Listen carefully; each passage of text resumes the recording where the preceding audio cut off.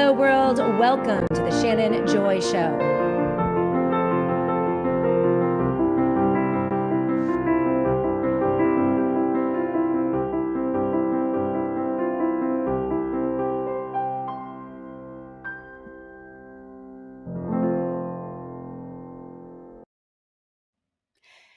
Hello, world, and welcome to the Shannon Joy Show. We are broadcasting live from the Joy Virtual Studio right here in the beautiful Finger Lakes region of New York State. It is so great to be with all of you today. It is Wednesday, the epicenter of an absolutely relentless broadcast week. There is so much happening out there, and we have a lot for you today on the Shannon Joy Show. A lot of videos to go over, statements from President Trump, statements from his son Eric Trump, insane statements, and a warped version of Christianity from Benny Johnson and Eric Trump, also Rabbi Shumley. A bunch of videos that I pushed out yesterday, the strange and blasphemous twist on Christianity that we are seeing coming from Donald Trump, the Trump administration, Trump's children, and also his advocates and allies, people like Rabbi Shumley. Absolutely outrageous statements. Trump talking about, once again, his own victimization. I'm not going to go to heaven. Charlie Kirk is going to go to heaven. A really disgusting ploy for sympathy, and I think it's directed squarely at evangelical Christians, as they all now encourage each other to pray for Donald Trump and his salvation, and he just doesn't get it. It's absolutely relentless. It's very strange, all very strange. His son, Eric Trump, in an interview with Benny Johnson, saying that God has, or that his father, Donald Trump, has saved God and saved Christianity. Also, we have Rabbi Shumley in a very bizarre post commanding God to repent to the Jews. I kid you not. We have that video as well. We have video from Jack Posobiec begging President Trump to erect the surveillance police state because, well, he might be next in the long line of political violence. But we're finding reports on Jack Posobiec himself that, well, he may have been infiltrating Antifa way back in 2015, stoking up political violent rhetoric himself with calls to rape Melania and assassinate Trump. I kid you not. This is a story that was actually covered many years ago, but people seem to have forgotten about. It's interesting that Jack Posobiec today is one of the main voices clamoring for a massive expansion of the surveillance and police state. And that is the topic of our show today on the Shannon Joy Show. Charlie Kirk's assassination yesterday. We have Donald Trump awarding him the highest civilian honor, which is the Presidential Medal of Freedom, on his 32nd birthday, a memorial for Charlie Kirk. And of course, at that memorial, they must exploit Charlie Kirk and his assassination, calling for more anti-free speech, constitutional policies from this president, using the assassination of Charlie Kirk in order to justify this expansion, now revoking the visas of 6 citizens, or they weren't citizens, but they were here on visas for apparently celebrating or mocking the assassination of Charlie Kirk. So it is directly free speech related and speech related that they are revoking these visas, among other things. So we've got a lot to, this is serious. This is very concerning. Our good friend David Leach, the strident conservative, warned about this in a very important piece that we are going to go through today. Mourn Charlie Kirk, but don't let Trump and MAGA and Con Inc. and Bizarro Con turn him into a martyr to push fascism in the United States of America. That's followed up by another piece. Both of these are linked in the show notes of today's show. This one's incredibly important. And so we're going to be going over this today. Also on the stridentconservative.com by John Whitehead, Trump's Everywhere War, an insurrection against the Constitution. We're going to be going over both of these pieces in depth today because no one else in conservative media will do so. All of the so-called constitutionalists, people like Mark Levin, who have banged us over the head with his constitution for the past 2 decades, is now nowhere to be found. In fact, he's calling for an expansion of the global war on terror after the declared peace by Donald Trump that we witnessed over the weekend. They're also supporting an unbelievable expansion of consolidated government power from the executive level in the form of executive orders, emergency declarations, and presidential memorandums. The one that we're going to look at today is the National Security Presidential Memorandum number 7. This was written in response to the assassination of Charlie Kirk, which is now, as we've warned on this show, being weaponized to expand fascism, totalitarianism, and the police state domestically here in the United States of America.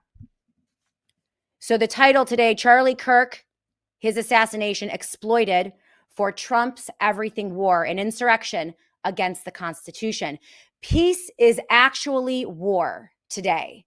And this is the Trump effect. This is essentially, the Trump effect is inversion. It is a complete twisting of reality, what we can see, right? War is peace, peace is war. Inflation, a crumbling job market, profligate spending, debt and deficit spending, as far as I can see, soaring interest rates, housing prices, gas prices, energy prices. It's the complete opposite when you talk to someone who is supporting Trump or Trump himself, right? And in this case, we have an inversion of Christianity, what it means to be a Christian, the idolatry of Donald Trump and MAGA, and the social media influencers and conservative media influencers who support him, an elevation of Charlie Kirk to a martyr status, likening him almost as like a Jesus Christ figure, complete warping, bastardization of Christianity, much of Trump's base rooted in the evangelical Christian movement. We now have his own son, Eric Trump, saying to Benny Johnson, another so-called Christian, that Trump saved God. Trump saved Christianity. We're saving God. We're saving Christianity. I have the videos for you. But so, the nature of this presidency is inversion. Everything that is good and real and true, the truth itself, twisted and turned and manipulated and then dumped on an unsuspecting public, particularly on the right, in an accelerated fashion. So a fire hose in your face. People actually believe, boomers out there actually believe that we have a booming economy. They don't realize that their 401ks, that their retirement accounts are being inflated to the extent preparing for a complete collapse, and they'll lose everything. It reminds me, this is like watching, I feel the exact same way that I did during the dark days of 2020 and 2021 in the rollout of Operation Warp Speed when Trump was pimping his vaccine. And I am watching one conservative Christian after another. I get it. I get why the Democrats fell for this, right?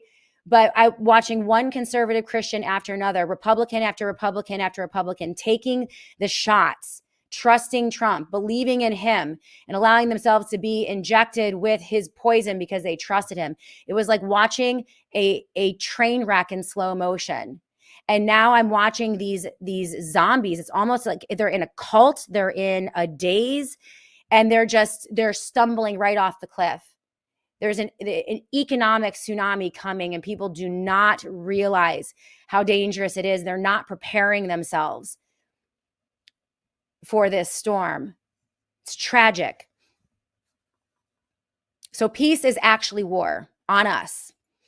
Today, we rely heavily on the very important piece, as I mentioned, by John Whitehead, published in the Strident Conservative website, entitled Trump's Everything War. It examines a little-known presidential memo entitled the National Security Presidential Memorandum number 7. NSPM 7 was written and signed by Trump in the hyper emotional frenzy following the Charlie Kirk assassination. And while the entirety of conservative media lost their heads and lost their minds, we were warning you here on the Shannon Joy Show and also on the Strident Conservative of how this rhetoric could be twisted into very dangerous weaponry against the American people and our Constitution. This memo builds the framework for massive expansion of the police and surveillance state in direct opposition of the protections guaranteed by the Constitution. And this is from that piece. We're going to dive into this in a heavy way today. NSPM 7 directs a government-wide campaign to investigate, disrupt, and dismantle so-called domestic threats. They will use the cartels, criminal gangs, and Antifa particularly, because Antifa, while they sometimes engage in violence, many of the protests that Antifa are involved in are peaceful demonstrations like the ones that we are seeing in Chicago. There are hundreds of people, if not thousands of people in Chicago who are standing up peacefully and protesting the militarized police state agenda under the guise of combating illegal immigration. Okay. And so while Antifa will embed themselves in those largely peaceful rallies, that doesn't mean that free speech should be quelled.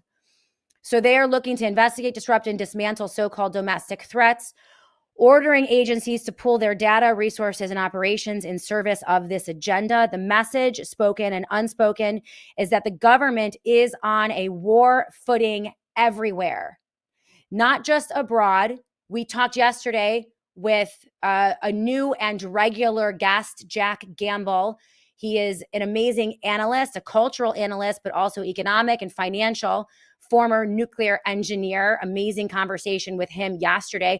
Not only are they gearing up with the government taking stakes in critical infrastructure corporations, which is unprecedented, has never happened, 5 now.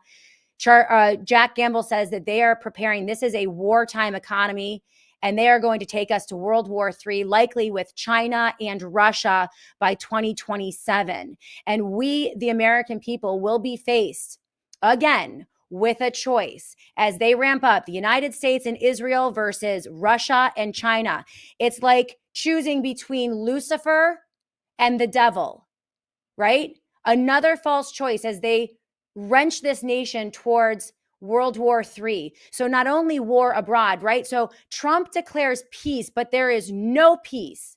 The evidence shows that they are not planning for peace. They are planning for war. Not only World War III, which they will drag us into, which could conceivably involve nuclear weapons, but also war domestically against speech, against what they call anti-fascist speech. The language in this memorandum is terrifying. And it specifically names the Charlie Kirk assassination as justification, among other things, for the expansion of this surveillance state. I have linked that memorandum. You can print it out. It takes about 2 to 3 pages. And also this piece in Strident Conservative.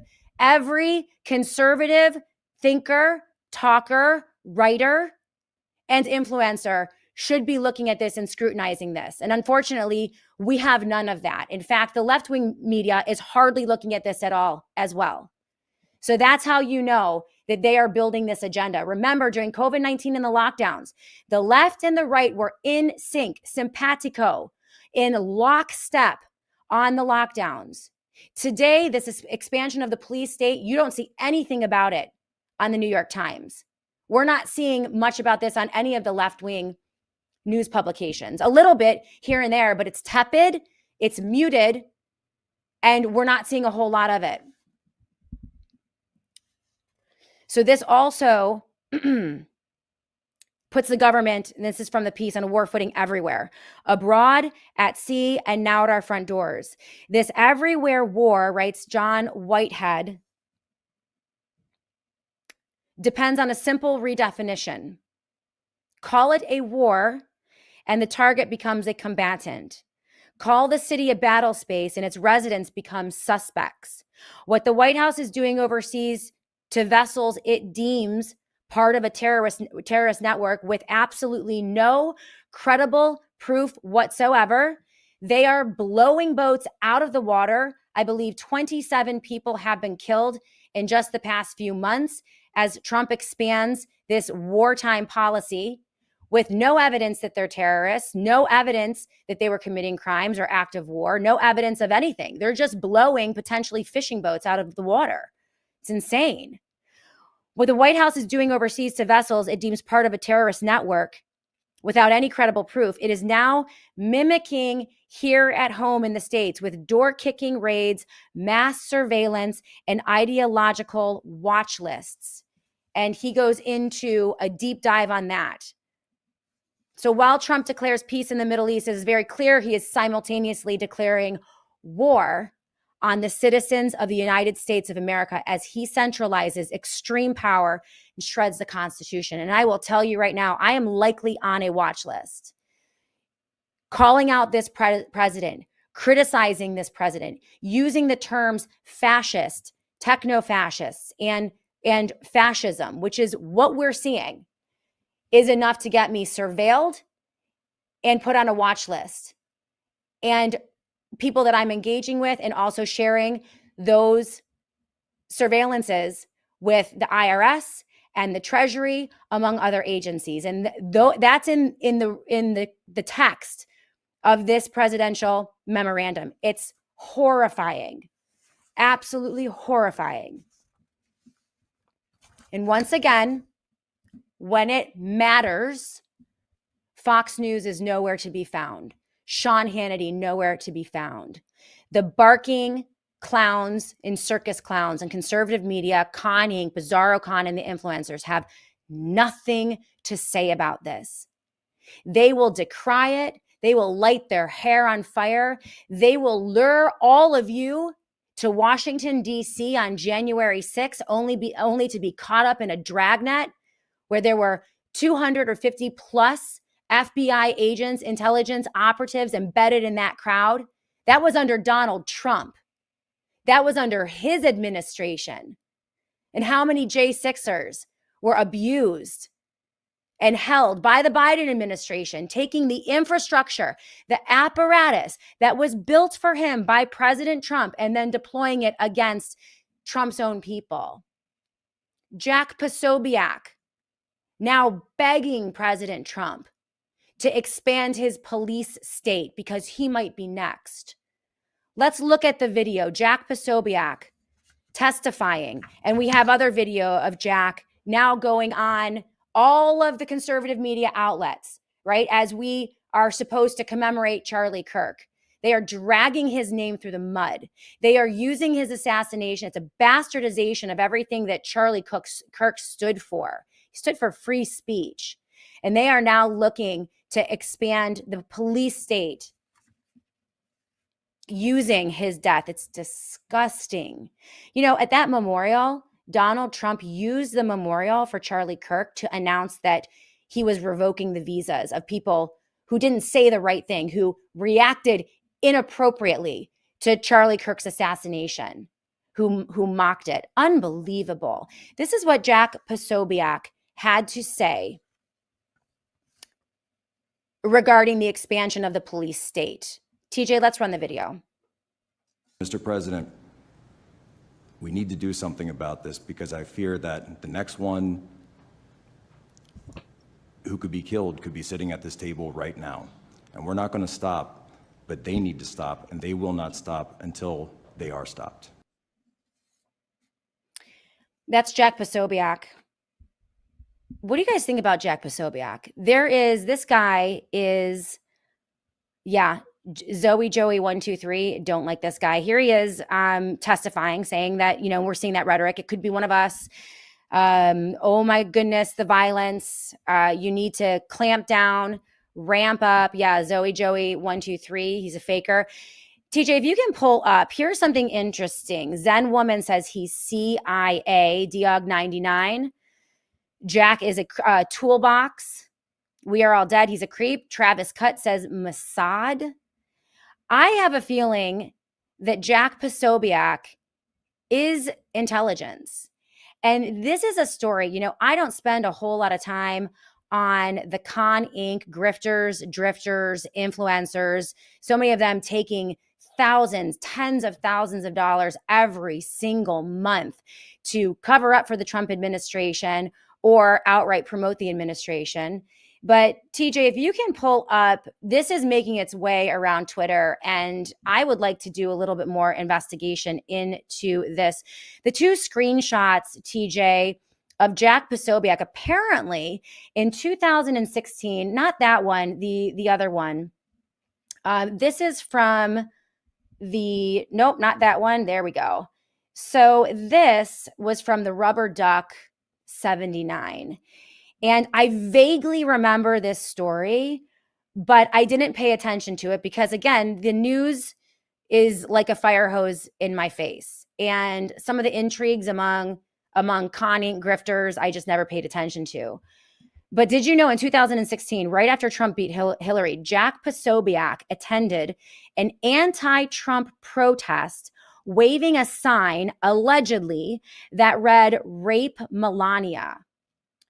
They have now found text messages from prior to the event, allegedly, because Jack Posobiec denies that he was holding up that sign. But the text messages from prior to the event between Posobiec and someone else were released where they actually planned to bring the sign and also planned to get the crowd to start yelling, "Assassinate Trump."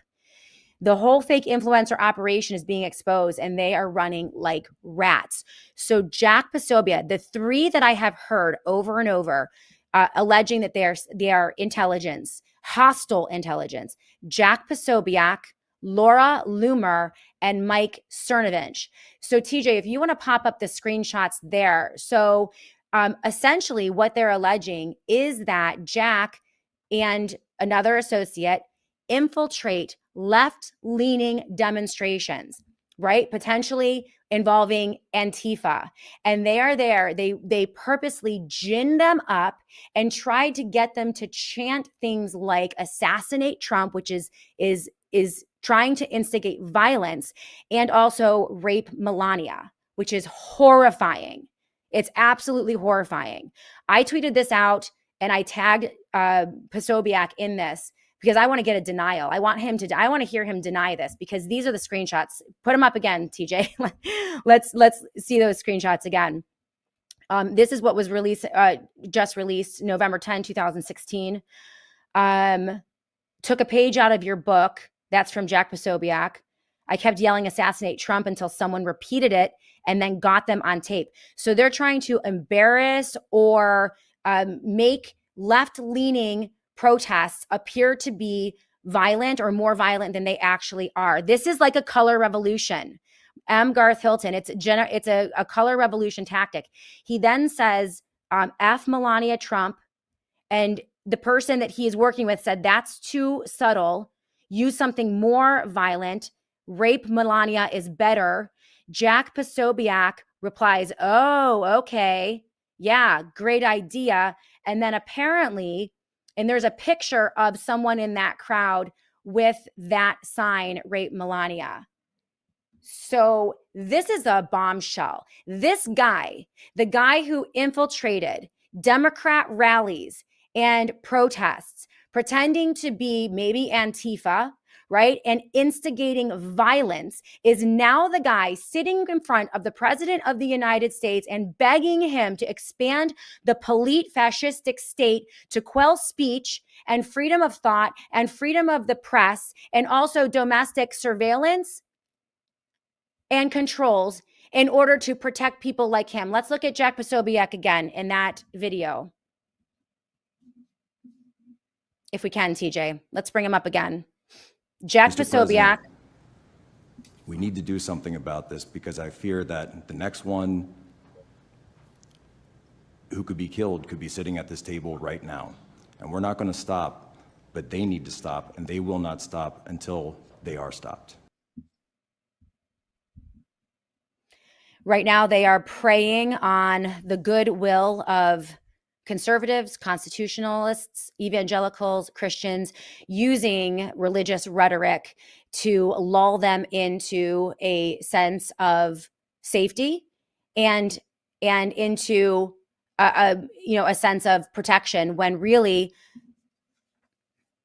the wolves are in sheep's clothing. It's really, really crazy. Really crazy. So we're going to take a look at this. Thank you, Strident Conservative, for being with us today here on the Shannon Joy Show. Highly recommend David Leach. His website is thestridentconservative.com. Thestridentconservative.com. We are relying heavily on two pieces from that website, the Everywhere War, and David has popped that up into the live chat. When you realize what they have put together in the infrastructure and how advanced they are now in the building of that infrastructure, it will chill you to the bone. The rhetoric from these likely CIA intelligence infiltrators into the conservative movement via the influencer network and Con Inc., what they were saying right after the Charlie Kirk assassination is absolutely chilling. And the idea that these guys could have been embedded in Democrat peaceful protests to gin up the crowd and move them to violence is unbelievable. There is something rotten happening in conservatism.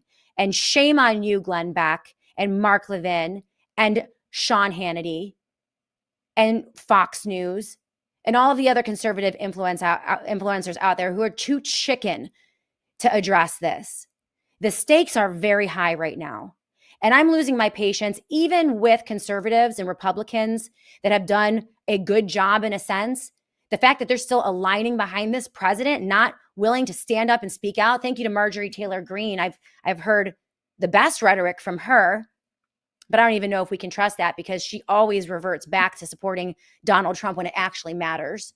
So I don't even know if I trust her rhetoric. She's all over CNN criticizing Donald Trump for the economy. Well, thank you. That's the truth. We all know the elephant in the room, that prices aren't lower, that groceries aren't cheaper, that inflation is actually a real thing that is pummeling and destroying so many American families. Thank you, Marjorie Taylor Greene, for acknowledging that and becoming a superstar on left-wing news media.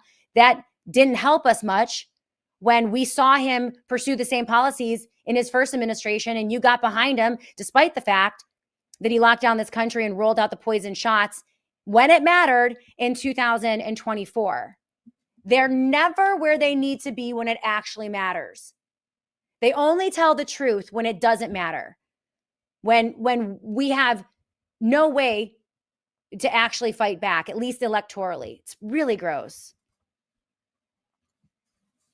River Lake said Isaac Cappy, who was naming Epstein and Mossad agents, named Jack Posobiec as one of them. Yes, I believe he did, River Lake, and also Cernovich. By the way, Cernovich is tightly connected to the rapists, sex traffickers, and pedophiles, the Tate brothers. A lot of them, Benny Johnson, have been behind the laundering of the Tate brothers' characters. I mean, they are self-admitted pimps, rapists, and sex traffickers under indictment in two countries, the UK and Romania, for dozens upon dozens of horrifying crimes, including rape of a minor, with over 60 named victims. Cernovich, Benny Johnson, Candace Owens, Alex Jones, Tucker Carlson, all lining up behind the Tate brothers. Disgusting. Absolutely disgusting. Something is very rotten. Very rotten. So we're going to talk about this today. Talking about wolves in sheep's clothing, complete infiltration of the conservative movement. Tragic, tragic, tragic. And I'm like the only one talking about it. David Leach is out there, strident conservative, but there are only a few. And this is why we're moving. This is why we named him Con Inc., right? Con Inc. and Bizarro Con. All right, so we're going to look at some of those videos, and we're also going to get into the nuts and bolts of this piece when we come back. But I do want to thank the sponsors of the Shannon Joy Show. So, do you know that US life expectancy peaked at 78 years in 2014, and global life expectancy is declining for the first time in 30 years because people are aging faster than ever before? And this is due to more toxins in the air, chemicals in our soil and food, and other external factors that are new to us. What most people don't know is that we can actually fight aging on a cellular level, and you can do that with kimchi. It actually slows the aging process of human cells. It is an amazing product. Each capsule from Bright Core delivers 900 probiotic strains plus antioxidants and enzymes that will support your digestion, metabolism, and skin health from the inside out. Kimchi 1 is also a natural antimicrobial, so it helps your body fight off harmful bacteria, viruses, and even toxins while boosting your immunity and energy. So, as you know, I don't love the taste of fermented cabbage, and I really would not prefer to eat fermented cabbage every single day. And this is why I love Kimchi 1 from Bright Core. It is in a convenient capsule and so easy. Every single morning, I take my kimchi and it restores that great, healthy gut biome. And it's made from, well, first of all, it's 100% made in the USA. It is made from all natural ingredients, non-GMO, and it will help you support your gut, protect your cells, and feel younger every single day. So right now, you can get 50% off kimchi. It's an exclusive offer for the Joy audience, but you have to go to mybrightcore.com/joy. That is mybrightcore.com/joy.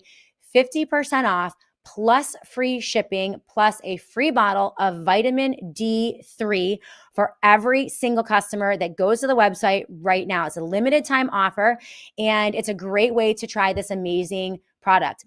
If you want the natural benefit of natural kimchi, but you don't want to take the kind of yucky fermented garlic, cabbage, and other ingredients that are in traditional kimchi, then go the easy route. Try Kimchi 1. That is Kimchi 1 from Bright Core, and we'll pop up that link right in the show notes of the Shannon Joy Show. Let's go to a quick break. When we come back, we'll continue with these two pieces. At thestridentconservative.com, Trump's everywhere war and insurrection against the Constitution. We'll be back in a minute.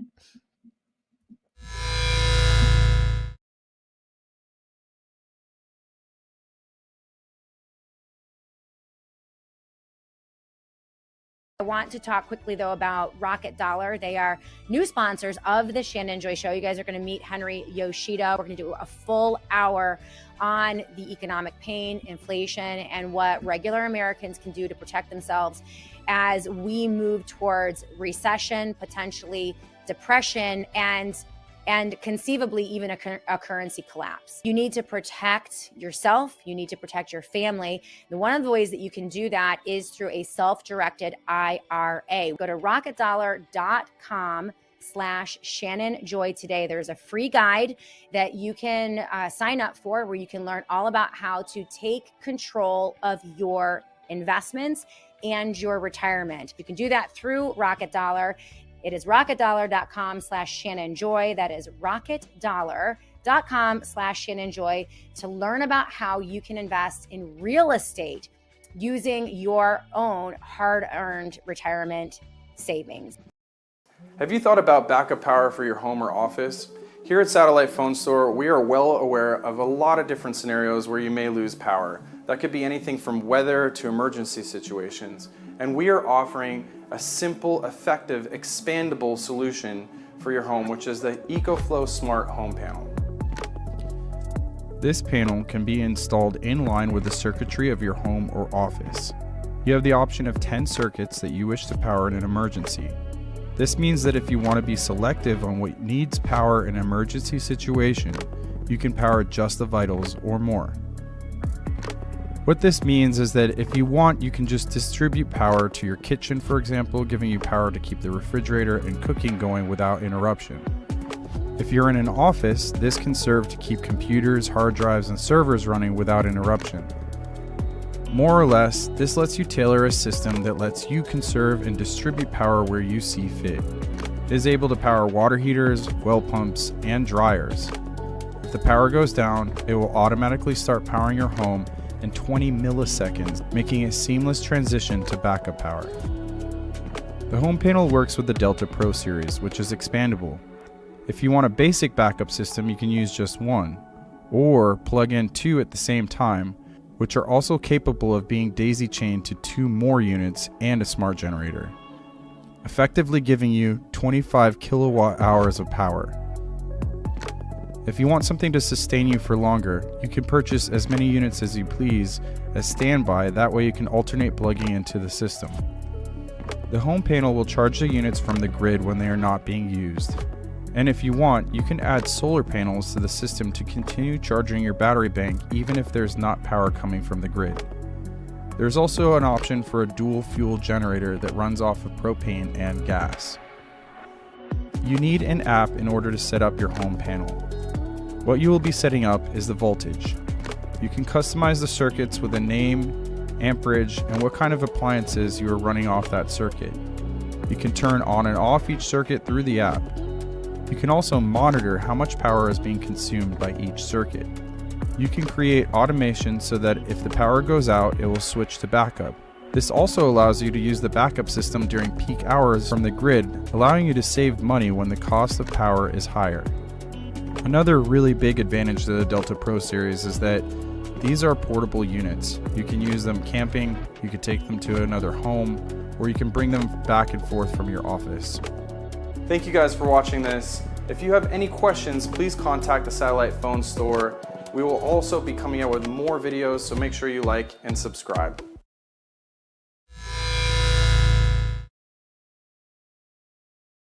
Welcome back, everyone, to the Shannon Joy Show. We are so thankful for our sponsors over at the Satellite Phone Store. And yeah, people need to start preparing. I linked in the show notes today, if you want to scroll down in the description of the Shannon Joy Show, an article from the BBC. And I've seen a couple of them popping up. Basically, the idea is that, well, not only are billionaires and people in the know moving into physical gold and silver and real estate and all of the real things right now, people in the know are moving into a safe haven. They're also building bunkers. So this is from BBC. Mark Zuckerberg is starting work on the Kula Ranch. It's a sprawling 1,400 square foot or acre compound. It's set to include a shelter complete with its own energy, food supplies. Oh my gosh. And its carpenters and electricians are working on the site. They're banned from talking about it with non-disclosure agreements. And this is according to a report on Wired magazine. This has started the speculation of, other billionaires, people who know what's going on, a bunch of tech guys building these like super fortified secret bunkers. Well, I have learned over time to kind of try to do what the billionaires are doing in some respects, not what they're telling you to do on CNBC or Squawk Box or Fox Business, but what they're doing on the DL. And that's why being prepared is so very important. Great deals on generators, solar systems, everything that you need when the lights go out. It doesn't matter what type of emergency they want to inflict upon us. The Satellite Phone Store is there for you. And with the Joy promo code, you always get 10% off. So JOY at sat123.com/joy. That is sat123.com/joy. They have everything that you need when the lights go out. So let's go to the live chat. By the way, we're bringing in Dr. Mary Talley Bowden in just about 20 minutes. We're going to start with her about 10 minutes after 1 p.m. today. And of course, coming up at 1:30 p.m. Eastern Time, On Call with Dr. Mary Talley Bowden. She has a killer interview with Dr. Drew coming up. Also, another interview with Warner Mendenhall and Deb Conrad. She is the whistleblower out of my hometown, New York State, neighboring city, Buffalo, New York. I'm a dear friend of Deb Conrad's, and she has an extraordinary case, one of the most important cases of whistleblower accounts during the dark days of COVID-19. So you're going to hear all about that in just about 45 minutes right here on the SJ Network with one of our faves, Dr. Mary Talley Bowden. Also, we're going to have our crossover collab in right around 1:10 p.m. till about 1:30 p.m. Let's take a look at the live chat. Garth Hilton, great to see you on the live chat. Please pop up Tactical Civics. I highly recommend, if you guys want to jumpstart and get started on bottom-up local organization, constitutionally based, outside of the two-party political paradigm, not left, not right, you want to check out Tactical Civics. Garth Hilton is on the live chat, and he has all of the information that you need. So if you could please, Garth, pop up that website so that people can get connected. They have chapters all over the United States of America. Again, nothing good is coming from Washington, D.C. In fact, they are building something, frankly, quite terrifying. And so we need to be sober. We need to be clear-headed. We need to be outside of the two-party political spectrum, and we need to be organized at the bottom-up level. So you can do that through Tactical Civics. I'm a huge fan of that organization. James Lindsay says, Garth Hilton is talking about this as well. The infiltration of the conservative movement of evangelical Christianity. It is the woke right, the bizarro con, which is what I call them. James Lindsay has been a regular on the Shannon Joy Show. I think next week we need to get him on again. The point is to dismantle liberty of individuals through a color revolution in America. We know this, and I agree with you, Garth Hilton. It's going to be bottom up, and they're going to seek to divide us, and they're using infiltrators, potentially people like Jack Posobiec, to do this. It's incredible. Strident Conservative said, telling the truth when it doesn't matter is one of my major beefs with Rand Paul. Mine too, right? I give a little bit of room to Ron DeSantis and to Tom Massey, because those two fellas will typically tell the truth when it really does matter. They're both a little too nice to Donald Trump, in my opinion. It irritates me. I'm going to be honest. And we need frank talk. I'm kind of getting sick of these guys omitting Trump from the discussion. In fact, there was a great interview that I listened to over the weekend with devastatingly handsome Dr. Joy on Technocracy on our way back from visiting my son in college. And it was the Whitney Webb, Glenn Beck interview on Technocracy. It was very good. Of course, Whitney Webb is one of the best. If you want to acclimate a normie into understanding technocracy, there's none better than Whitney Webb. And this interview with Glenn Beck actually had my husband, devastatingly handsome, who is a normie, had his ears perked up the whole time. And we had a big, long conversation on privacy and Fourth Amendment rights and, the digital gulag. And it was really great. However, all right, so Whitney Webb is great. We love her. We use her work all the time. Still working on getting her in here for an interview. It was a good interview with Whitney Webb and great for normies. But ironically, this is the craziest thing. And this is why I recommend that every one of you watch this interview, and I'll post it, even though it's Glenn Beck and he drives me nuts.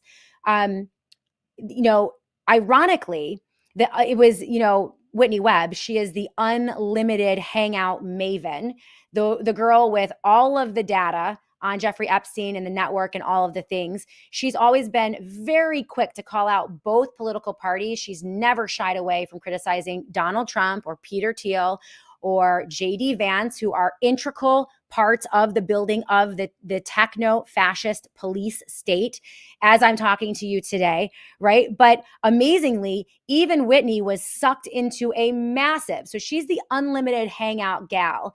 She was sucked into a massive limited hangout conversation with Glenn Beck, who purposefully, throughout this interview, omitted nailing Trump, Vance, and Thiel as the primary builders of the spooky, scary techno-fascist regime and the digital gulag that Whitney explained right here in the United States. So it was tortured. I mean, he twisted himself into a pretzel. First of all, he dropped like 4, I don't always agree with Donald Trump, but he's the best we have. And he's the only one out there that is doing anything. So he's not doing much of anything at all, but he's the only one who's doing like this much, I guess, according to Glenn Beck's analysis. But that isn't even the case, because after this interview, he's tweeting out like how brilliant Donald Trump is and his amazing peace talks and just all of the stuff. Anyway, he led her through this like tortured interview, through history and all over Europe about technocracy, but never appropriately alerted his audience during that interview when it would be the most compelling to the current threats here in the United States under his God King Donald Trump. So this amazing opportunity to link all of this to this president. We have legislation, executive orders, collaborations with Mark Zuckerberg, Bill Gates, Larry Fink, and all of the Stargate guys like Peter Thiel. We have billion-dollar contracts to Palantir, which has increased its valuation by like 60% over the past 8 months. We have Donald Trump and the Trump family increasing their net wealth by, into the billions. Barron Trump making $80 million on one trade after getting insider information allegedly from his dad, who is manipulating the markets, right? And also manipulating the markets for Bitcoin. I mean, it's insane. There are 1,000 examples of what Trump has done in the past 8 months to expand this, and not a peep from Glenn Beck. There is no way you can tell me that he didn't know exactly what he was doing. And I give Whitney Webb a lot of credit. I'm not going to, listen, I don't think that there were any preconditions for that interview, but I certainly think that he led her in the direction that he wanted, and he dropped in the 4 Trump bombs throughout the interview. And she was probably thinking if she went too far, and she did call out the administration multiple times, but she didn't go as far as you will normally see her go. And I think it's probably because it was a pre-recorded interview, and she knew if she effectively tied what was happening and the horrifying nature of the expansion of the techno-digital apparatus to Donald Trump, Glenn Beck probably would have never aired the interview, and it wouldn't have even made it onto the Blaze. So that's just my thought about that. I'm just guessing about that.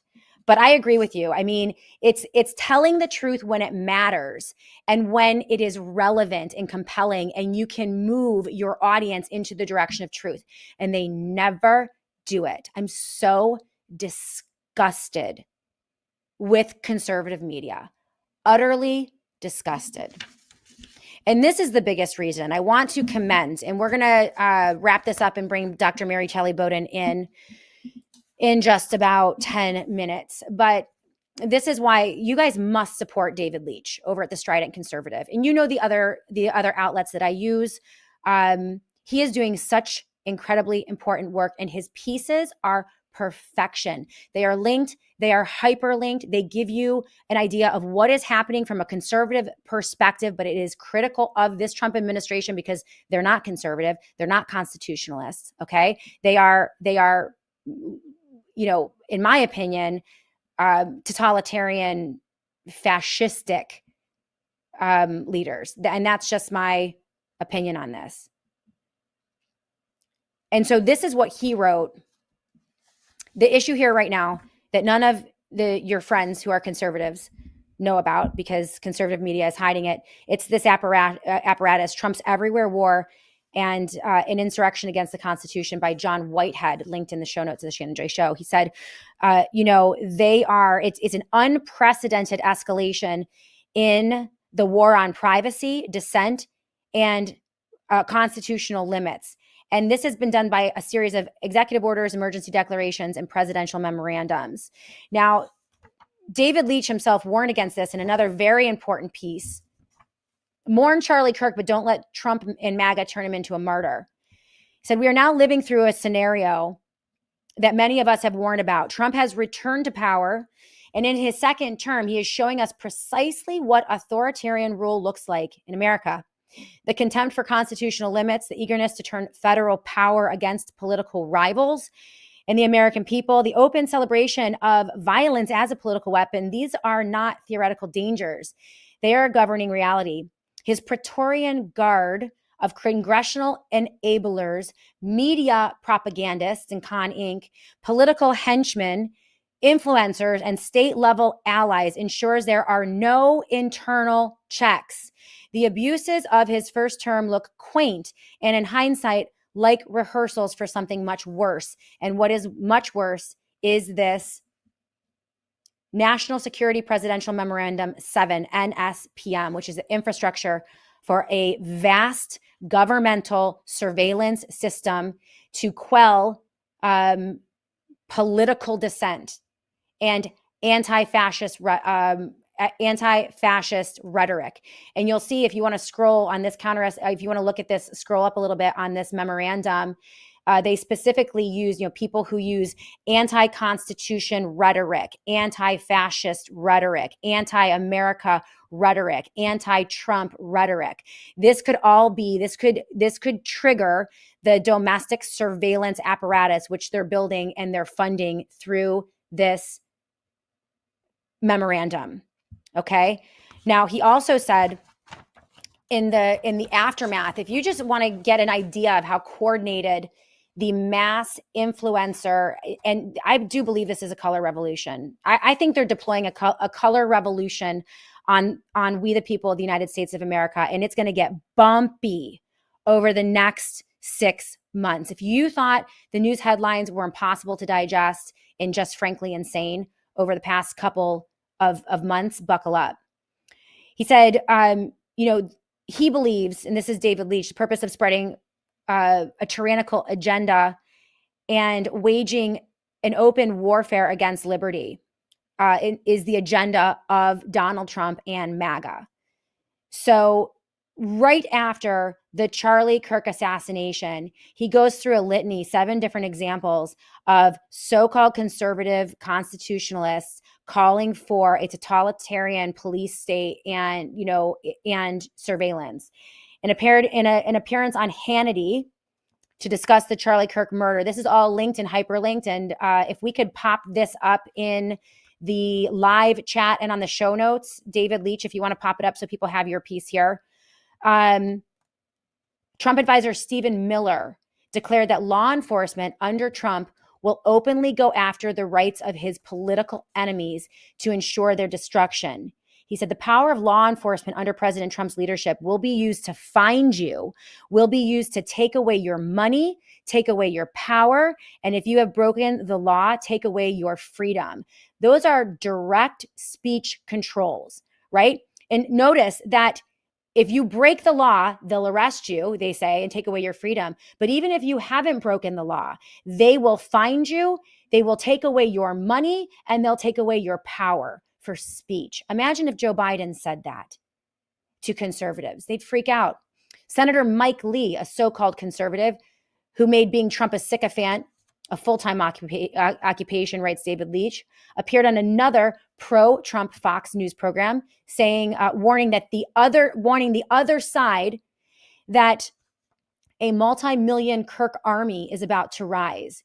He said they created 1 million, 10 million, 100 million Charlie Kirks. They haven't seen anything yet, right? Outside of Washington, Trump influencers and Christians are turning Kirk into a martyr, using that as a rallying cry to go to war against the political enemies of Trump and MAGA.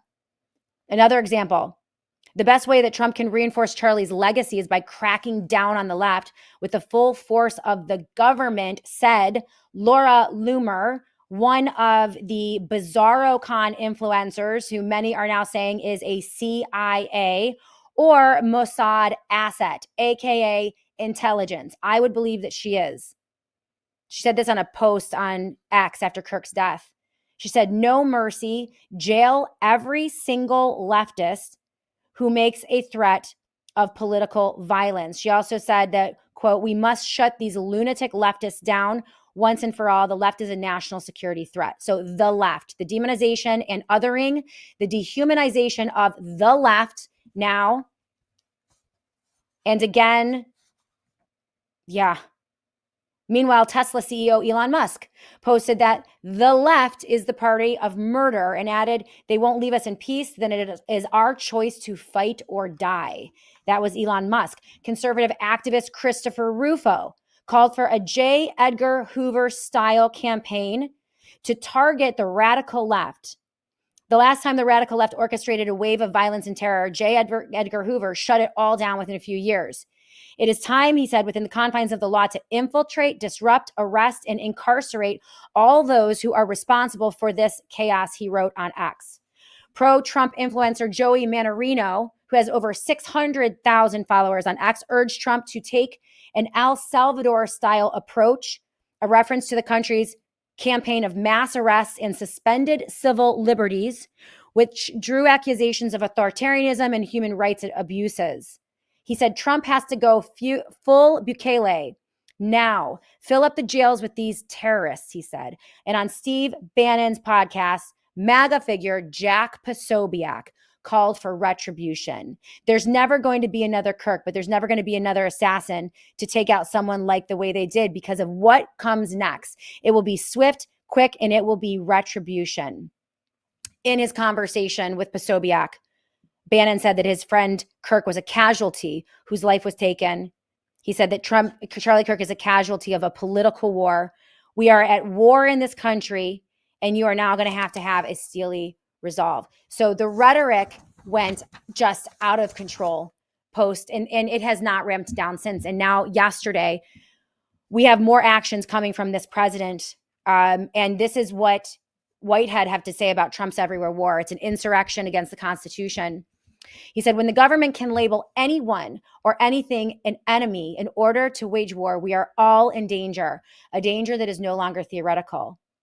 In the same breath that the administration touts lethal military strikes against Venezuelan boats in Caribbean waters, federal agents are conducting coordinated military raids on homes in Chicago, rappelling down on apartment buildings from Black Hawk helicopters, dragging families out of their homes, separating children from their parents, and using zip ties to immobilize them, even citizens. And there are multiple reports of this.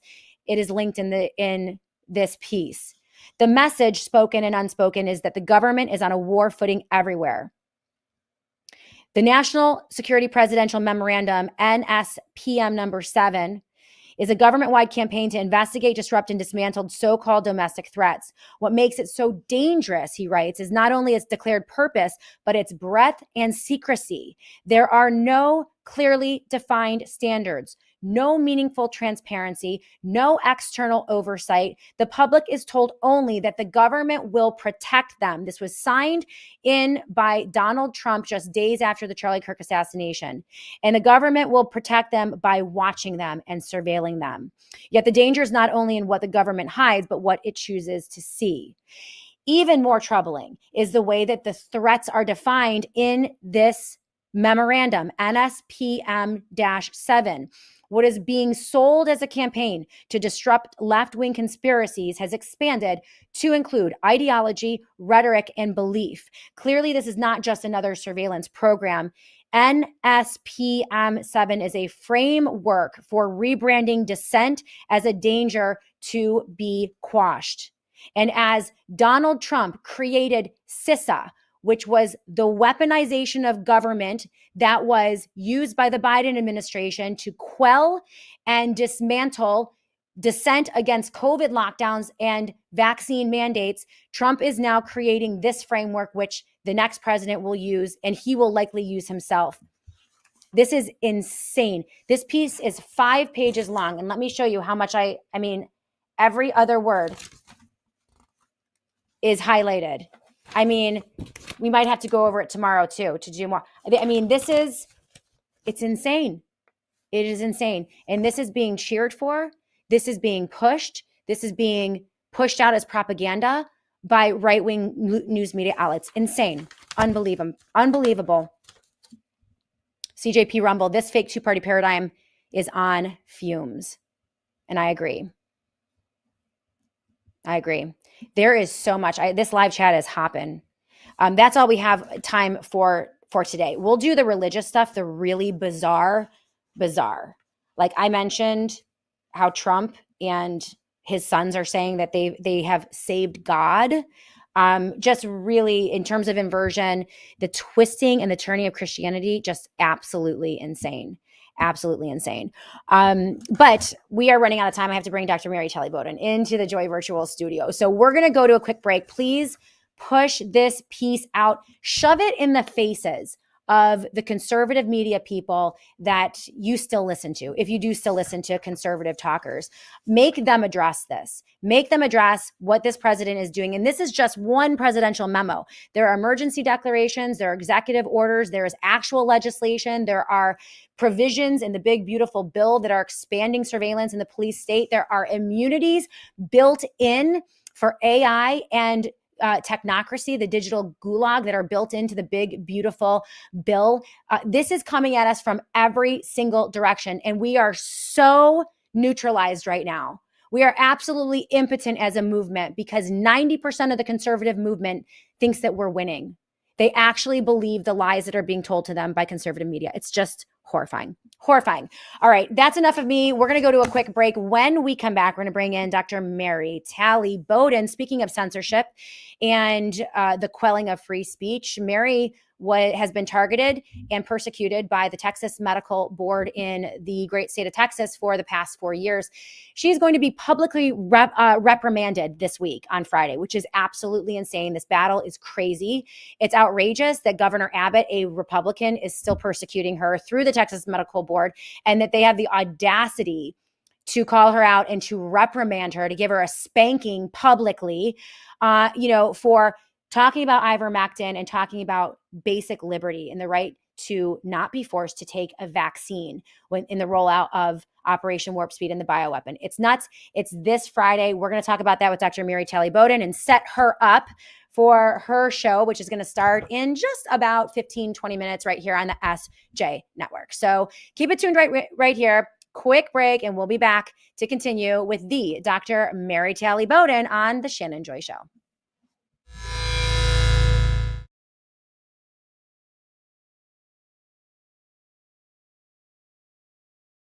So Rocket Dollar is a great company. You are going to love Henry's story. If you go to rocketdollar.com/joy, that is rocketdollar.com/joy, you can learn all about their services. But essentially, the mission behind Rocket Dollar is to allow every American to take a portion of their retirement savings account, whether it's 200,000, 500,000, you name it. But take a portion of that, move it into a self-directed IRA, and use that to invest in things that you have expertise in. But what I have here, rocketdollar.com/Shannon Joy, and you can learn all about it. This is Jennifer with darkbags.com. I wanted to show you our latest product. This is our laptop sleeve that has a over-the-shoulder carrying strap, as well as these two straps on the side, so you can kind of hold it like a briefcase. What's special about this is that there's actually a Faraday bag built in to this backpack that fits up to a 17-inch laptop. So here's my laptop. I'm going to put it in. Once you put your laptop into this sleeve, your company can no longer track you, because they do track you after you log off of work and you put your computer to the side. They're still tracking you wherever you go. Another thing that's awesome about the Faraday pouch that's in this bag is that it blocks excessive EMF radiation that's being emitted to you, so that those harmful pulses will not reach you. And also, in case there's an EMP, this protects your electronics from the EMP. So not only does it fit your laptop, you can put your phone, you can put your wallet in here as well, and it will be protected. There is cushioning on the sides, so it'll keep all of your electronic accessories safe in here. This will be available on darkbags.com.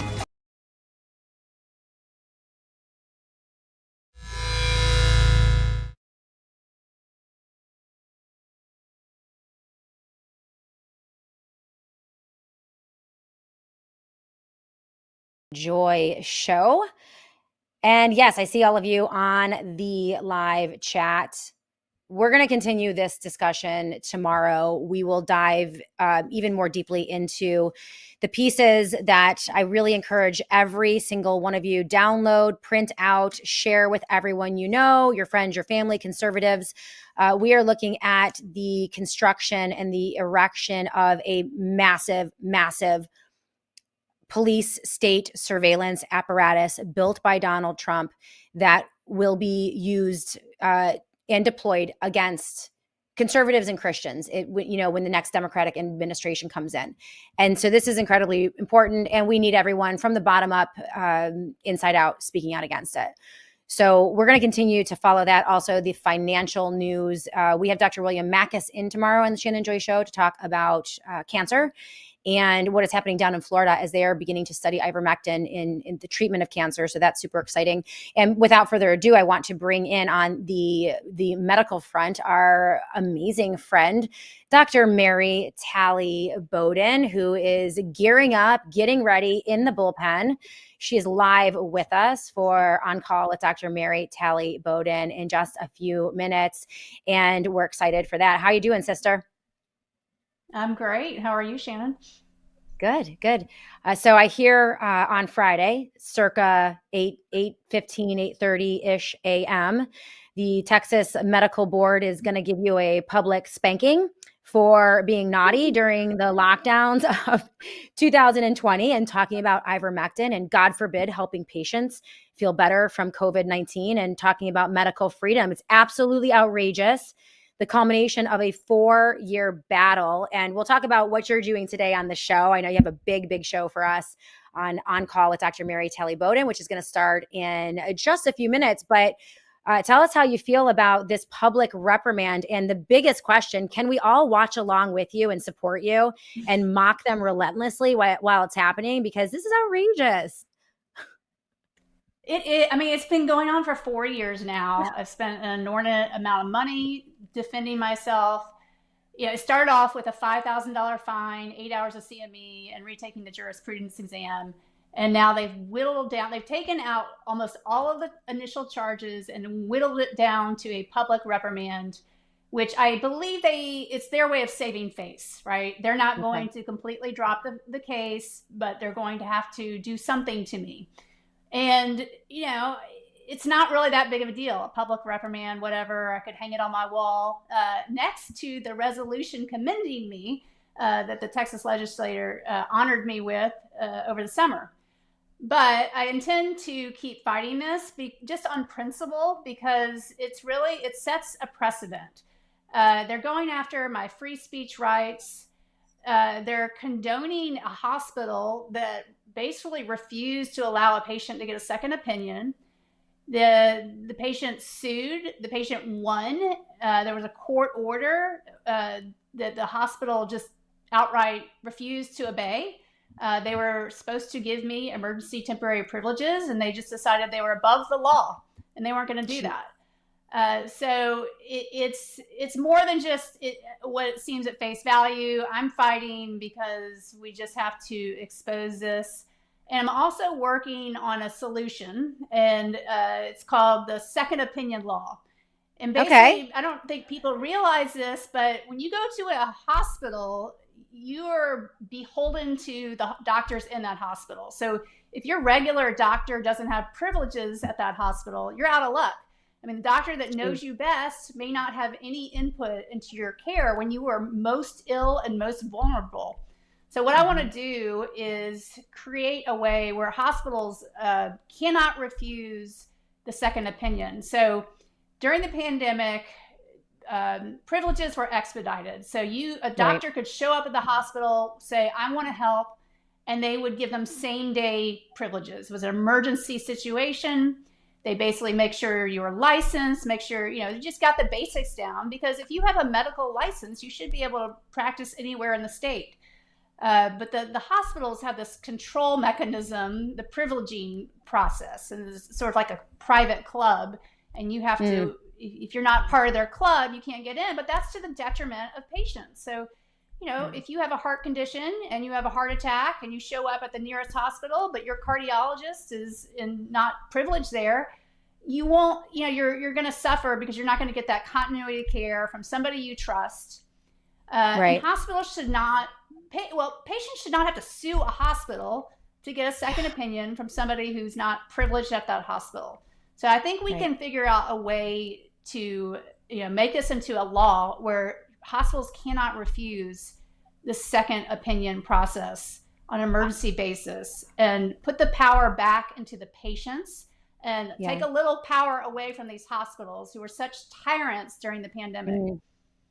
Well, and that speaks directly to why. Thank you for doing that. And this is why you are a national treasure and your voice is so important. And it's one of the reasons that I wanted to platform you. I wanted to give you, an hour and a half, a platform every single week to connect with this audience live and a massive audience. We are going to be broadcasting your show, not only on the SJ Network, but also on your Twitter account, nearly 1 million, upwards towards 1 million followers on Twitter. And hopefully we can help grow that for you. Your voice is so important. And the tragedy of all of this is that, as I'm moving into finance and economics and geopolitical, movements here, focusing on other things, I do not want medical freedom to fall by the wayside. And so your voice every week is so absolutely critical. And tragically, it's political, right? Like the mechanisms, the killing machines have been placed in large parts in our hospital. It is policy-based institutional killing by protocol.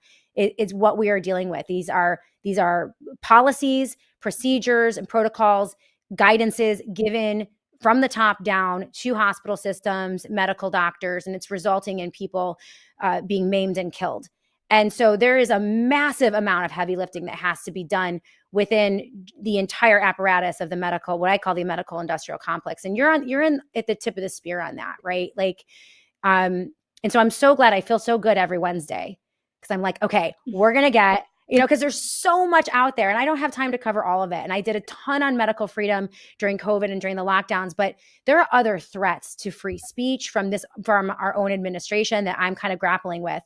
And so I just love that you're here and really continuing to keep the plight of the vaccine injured, those who were killed by the COVID shots in the fore, really pushing for ivermectin in a whole host of ways, and also looking for a reckoning. We need justice for those who were injured by these shots. We need the shots off the market. You have a laser focus on that.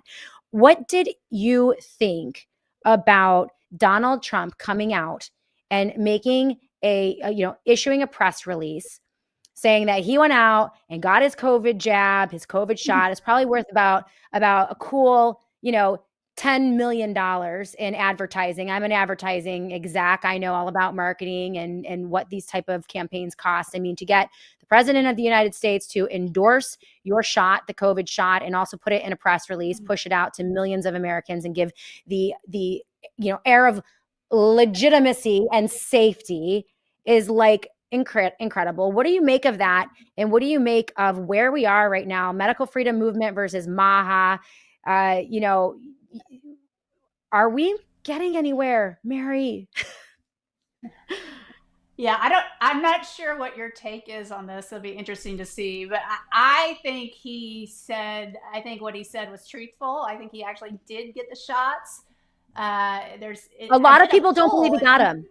Yeah. To your point. I did a poll, and I think 70% of the people that responded don't think he got it. And I'm like, well, okay, well then he's lying to everybody. So he's a liar. I don't know. I just think I think he just truthfully got them, and that's very alarming. All the people on the other side are saying, look, Dr. Donald Trump got the shots. They must be safe. They must be effective. And it's very discouraging. But the CDC, their data, and this was at the ACIP meeting in September, only 10% of healthcare providers are getting these shots. So the vast majority of doctors do not believe in these shots. And we just have to hold on to that. And we are winning. We are. It's just, I just think you have to look at the uptake of these shots. And that's how you know, because people are not doing it. And people are, more and more people are pausing before getting their children vaccinated with everything on the schedule as well. I think it's probably, the most common question I used to get is, where should I go if I need to go to the hospital? And now everybody's just decided they're not going to go to the hospital. So now the question I get is, should I vaccinate my children? I get it. I must get it every day. And I'm not a pediatrician. Right. So I think that is a sign that the public is wising up, and that gives me hope. And I think Donald Trump was mocked by most people. And it's interesting to see the people that did not mock him, who are, to me, they're probably being paid not to mock him. The people that you would think who have, have spoken out against the shots, but all of a sudden gone quiet, like Cat Turd and Benny Johnson and like all these, MAGA influencers went very quiet when he did that, which tells you everything you need to know. Bizarro con. And there are so many influencers. I believe that my opinion is that they're actors. They're not real. They don't believe anything. They are out there. They were deployed. They've been given huge platforms. They have a mission. They have a narrative. They have a script that they are to read. And I don't think that there's anything other than that. And I think, we were just earlier in the show, I was exposing Laura Loomer, Jack Posobiec, Cernovich, Cat Turd, the Dilly Meme team, Libs of TikTok. I think that she's paid. I think she's a paid influencer. I don't think she believes anything. I think she was given that platform. She was elevated.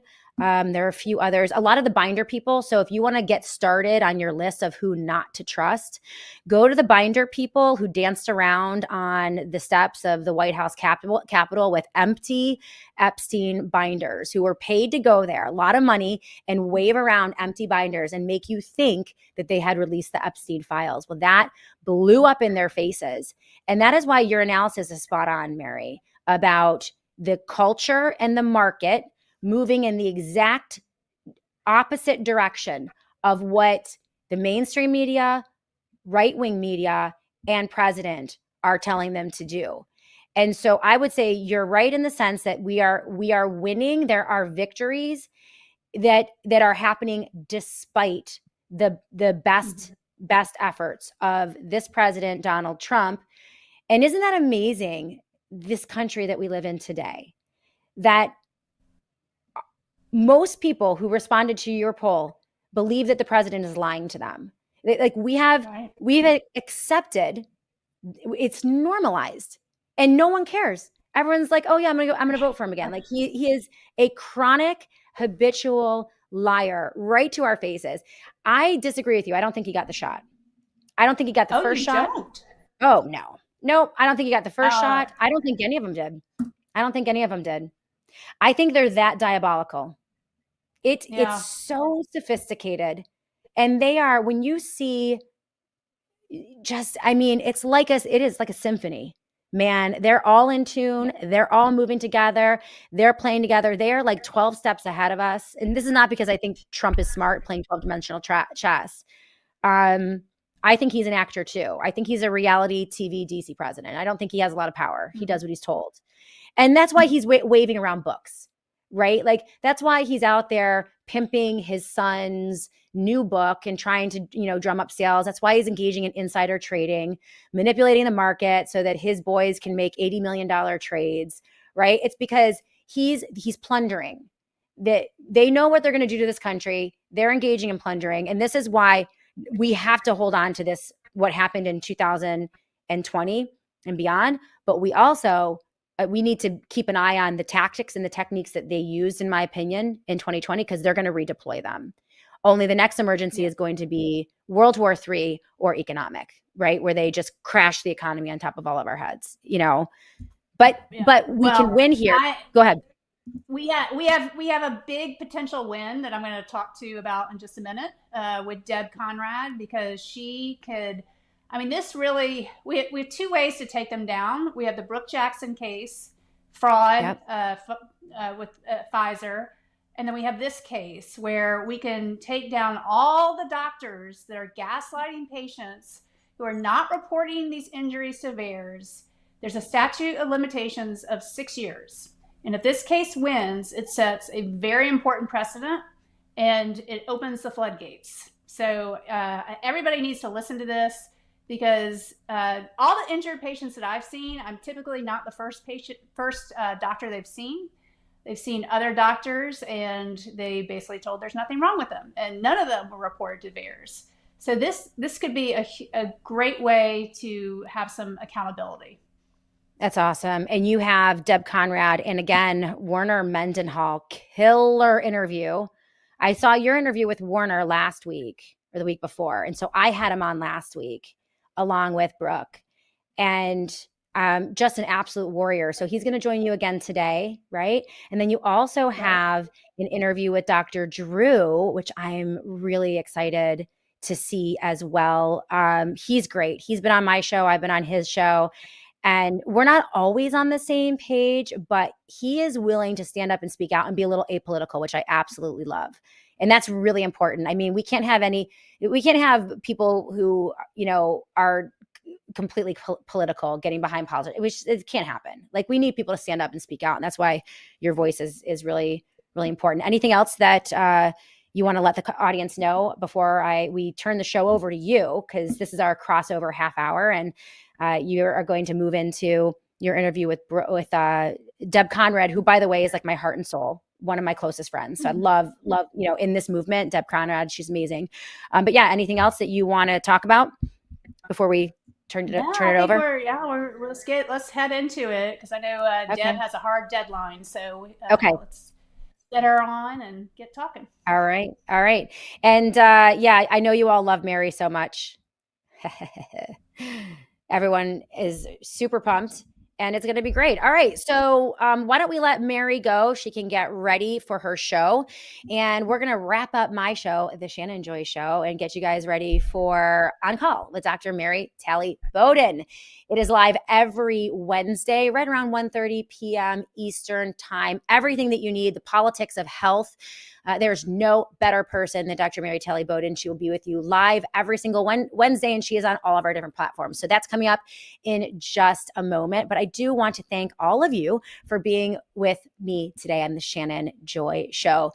You're amazing, fortifying, the best live chat out of any live chat on all of Rumble. And I couldn't do it every day without all of you.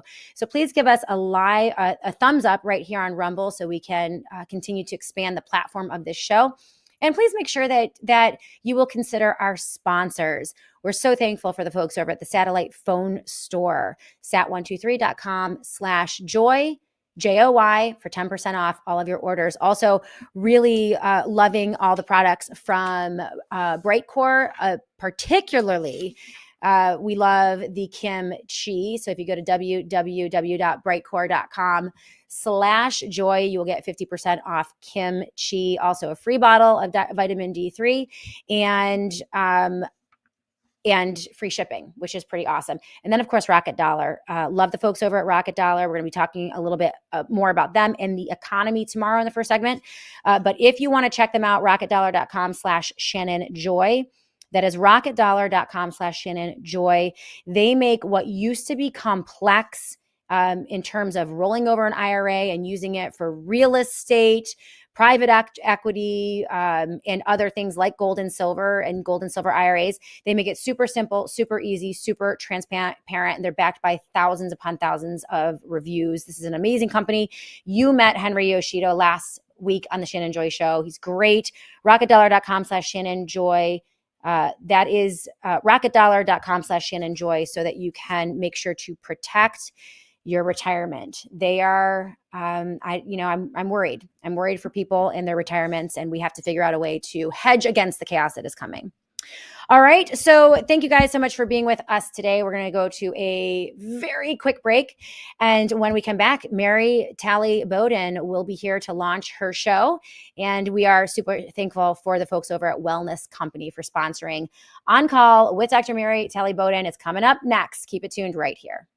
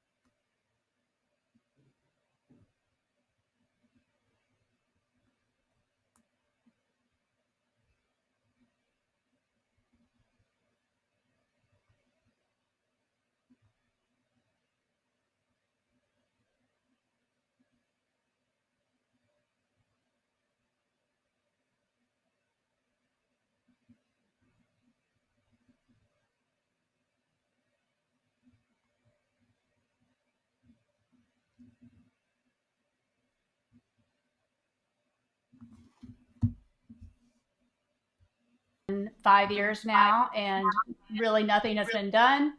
We can basically count out the executive branch from doing anything. So I like to focus on the judicial branch. I like to focus on the lawsuits and what can be done to hold people accountable. And today we're talking to Deb Conrad and her attorney, Warner Mendenhall. Deb is a physician's assistant. She noticed during the pandemic that people were coming into her hospital with obvious injuries. She reported those to VAERS, as is required by law. And her thanks for that was to get fired. So she was reporting too many VAERS reports, and the hospital took notice and booted her. So she is not backing down. She's taking them on. And the reason this is important is it sets a huge precedent. It also, it bypasses the PrEP Act. So the PrEP Act has been a huge hurdle to overcome. It basically, it's almost like the Vaccine Injury Act. It just makes it so hard to sue anything for anything that happened during the pandemic. And so this is a workaround. This is a way to hold people accountable that bypasses the PrEP Act. And the nice thing is we have 6 years before the expiration date. So the statute of limitations is 6 years, meaning that there's still time. Unfortunately, I still see new patients coming into my office on a regular basis who are not being reported to VAERS. Usually they've seen multiple other physicians, and they are gaslit. They're put on psychiatric medications. These doctors don't even entertain the possibility that their new onset problems that occurred right after getting these mRNA shots have anything to do with this product that was rushed to the market with no long-term safety data. And they're not getting reported to VAERS. I'm the one that's reporting them. I will say a change that I've noticed since Secretary Kennedy has taken office is that I'm actually getting responses now from VAERS when I do report. Before, I would just report them and nothing would happen. But they're actually asking me for records. So that's a promising turn of events. What happens to these patients once they're reported to VAERS? Well, not really anything. After that, they have to go to the CICP. So that's a COVID-19 Countermeasures Injury Compensation Fund. And it's a fund set aside to help people that have been injured by these shots. Well, that is a futile measure. So I looked at the data last night. There are almost 14,000 reports, which I think is low because I think most people don't even know that they can apply to this program. But 14,000, and how many people have been compensated? 41. That's 0.2% of people have been compensated for their injuries. It's really disgraceful. It's really sad. I think, Shannon and I were talking about this with President Trump. He just proclaimed that he got well, I guess he didn't proclaim, but the doctor stated in his report that Trump got a COVID booster. It's really unfortunate. This is a cold at this point. I do not worry about my patients with COVID. And even if they do get COVID, I give them treatment if they want it, but I don't even see the need to treat it like we once did. I mean, these people are not ending up in the hospital. So why would our most important executive subject himself to a product that at this point is completely all risk and no benefit? I mean, who is his doctor? Who is advising him? I never heard of this doctor before. I can't remember his name. So, and I'm ready. If y'all want to put him on, that would be great. Because I know Deb has a time crunch here. There you go. Hey, Deb and Warner, great to see y'all. I told everybody about the case. Give us an update. Where do things stand?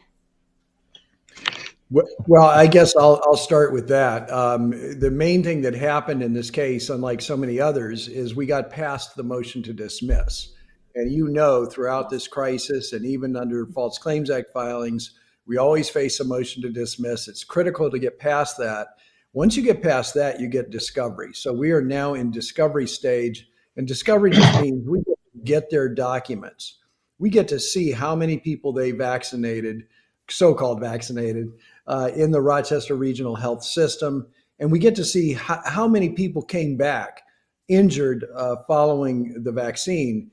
And actually, there does not have to be a causal connection. If you came back and were hospitalized after having had the vaccine, whether the vaccine caused it or not, it still triggers the need to file a VAERS report, a Vaccine Adverse Event Reporting System report. So Rochester Regional really has not met its burden under this, its duty under this to its own patients. So what is it? So you're in discovery, and then does that mean it automatically goes to trial? Will there be a jury? No. We have a lot of work to do. But the beauty of it is we're going to be able to see patient records. And I know that's going to probably concern some of the listeners, but we have protections in place for patient identities.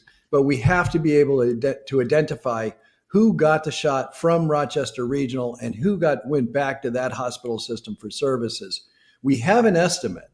We estimate that at least 1,200 both got the shot and returned to the hospital system for a moderate to severe reaction. We know that many other people got the shot from Walgreens or CVS or some other location or the county. And out of that population, that's actually 12,000 people that we estimate went back to Rochester Regional after a shot, not just from Rochester Regional, but 12,000 people had a moderate to severe injury according to the records that we've seen so far. What are the records saying? How are you able to identify that it's from the COVID shot? Well, remember, it's not a causality issue. Anything that happens after you get the shot is questionable. And the way our system is supposed to work is that's supposed to be an early warning system. Certainly some people came back for services without, maybe it wasn't a vaccine reaction. But if you're back in that hospital after you've gotten the shot for whatever reason, the federal government is supposed to want to know that. And that's why Rochester Regional signed a contract to tell them about people who came back with some kind of issue. Well, so are you just going purely by the timing, or say somebody comes in and they broke their toe, is that counted as one of these potential cases? No, obviously that would not be related. But if somebody came in having hit their head because they passed out and they had to be kept in the hospital overnight, maybe that was related. Do you see what I'm saying? I'll give you the easiest one for people to grasp. I think everybody knows you got the shot, and many people, maybe most of them, got COVID after they got the shot. If they were hospitalized, that's a reportable event. So all the people who got the shot, then got COVID and were hospitalized, that's a reportable event. That's probably the easiest one to identify because that actually is related. It's related to the failure of the COVID shot to be effective. And guess what? The federal government, by law, actually should want to know that. And they're supposed to know that because that says this vaccine's ineffective. We shouldn't be using it. That's the kind of feedback loop that is designed in the law. And Rochester Regional signed a contract agreeing to do that. basically they completely ignored that and suppressed people like Deb Conrad who were trying to make these reports. Yeah, Deb, how many reports did you file? At this point, well over 200. At the point that I was fired, I think I got up to about 180. And to your point, Mary, what you were talking about earlier, interestingly enough, when I was filing these reports early on, I was always getting feedback from the VAERS representatives for records. That was one of my biggest frustrations, is because I was the one faxing all of these records, because who's going to do it, right? Nobody was taking me seriously. And to your countermeasures discussion, out of, say, the 200 patients that I have filed, only one applied to the countermeasures program, and she was denied. If that just gives the listeners the scope of, you know, how many people, and again, I'm not doing, I mean, you know, these reports are serious adverse events. So these are things that these people are being hospitalized. It's affecting their life. Some of them can't work. Some of them are permanently disabled. Some of them are dead. I mean, you know, to file the countermeasures claim is a process for these people in and of itself. And again, I told all of them about this program and only one applied, because it's a system that just deters people. There's a lot of nuances to it. So it's really a shame.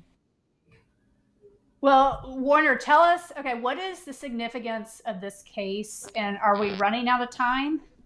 The good news is that we are not running out of time.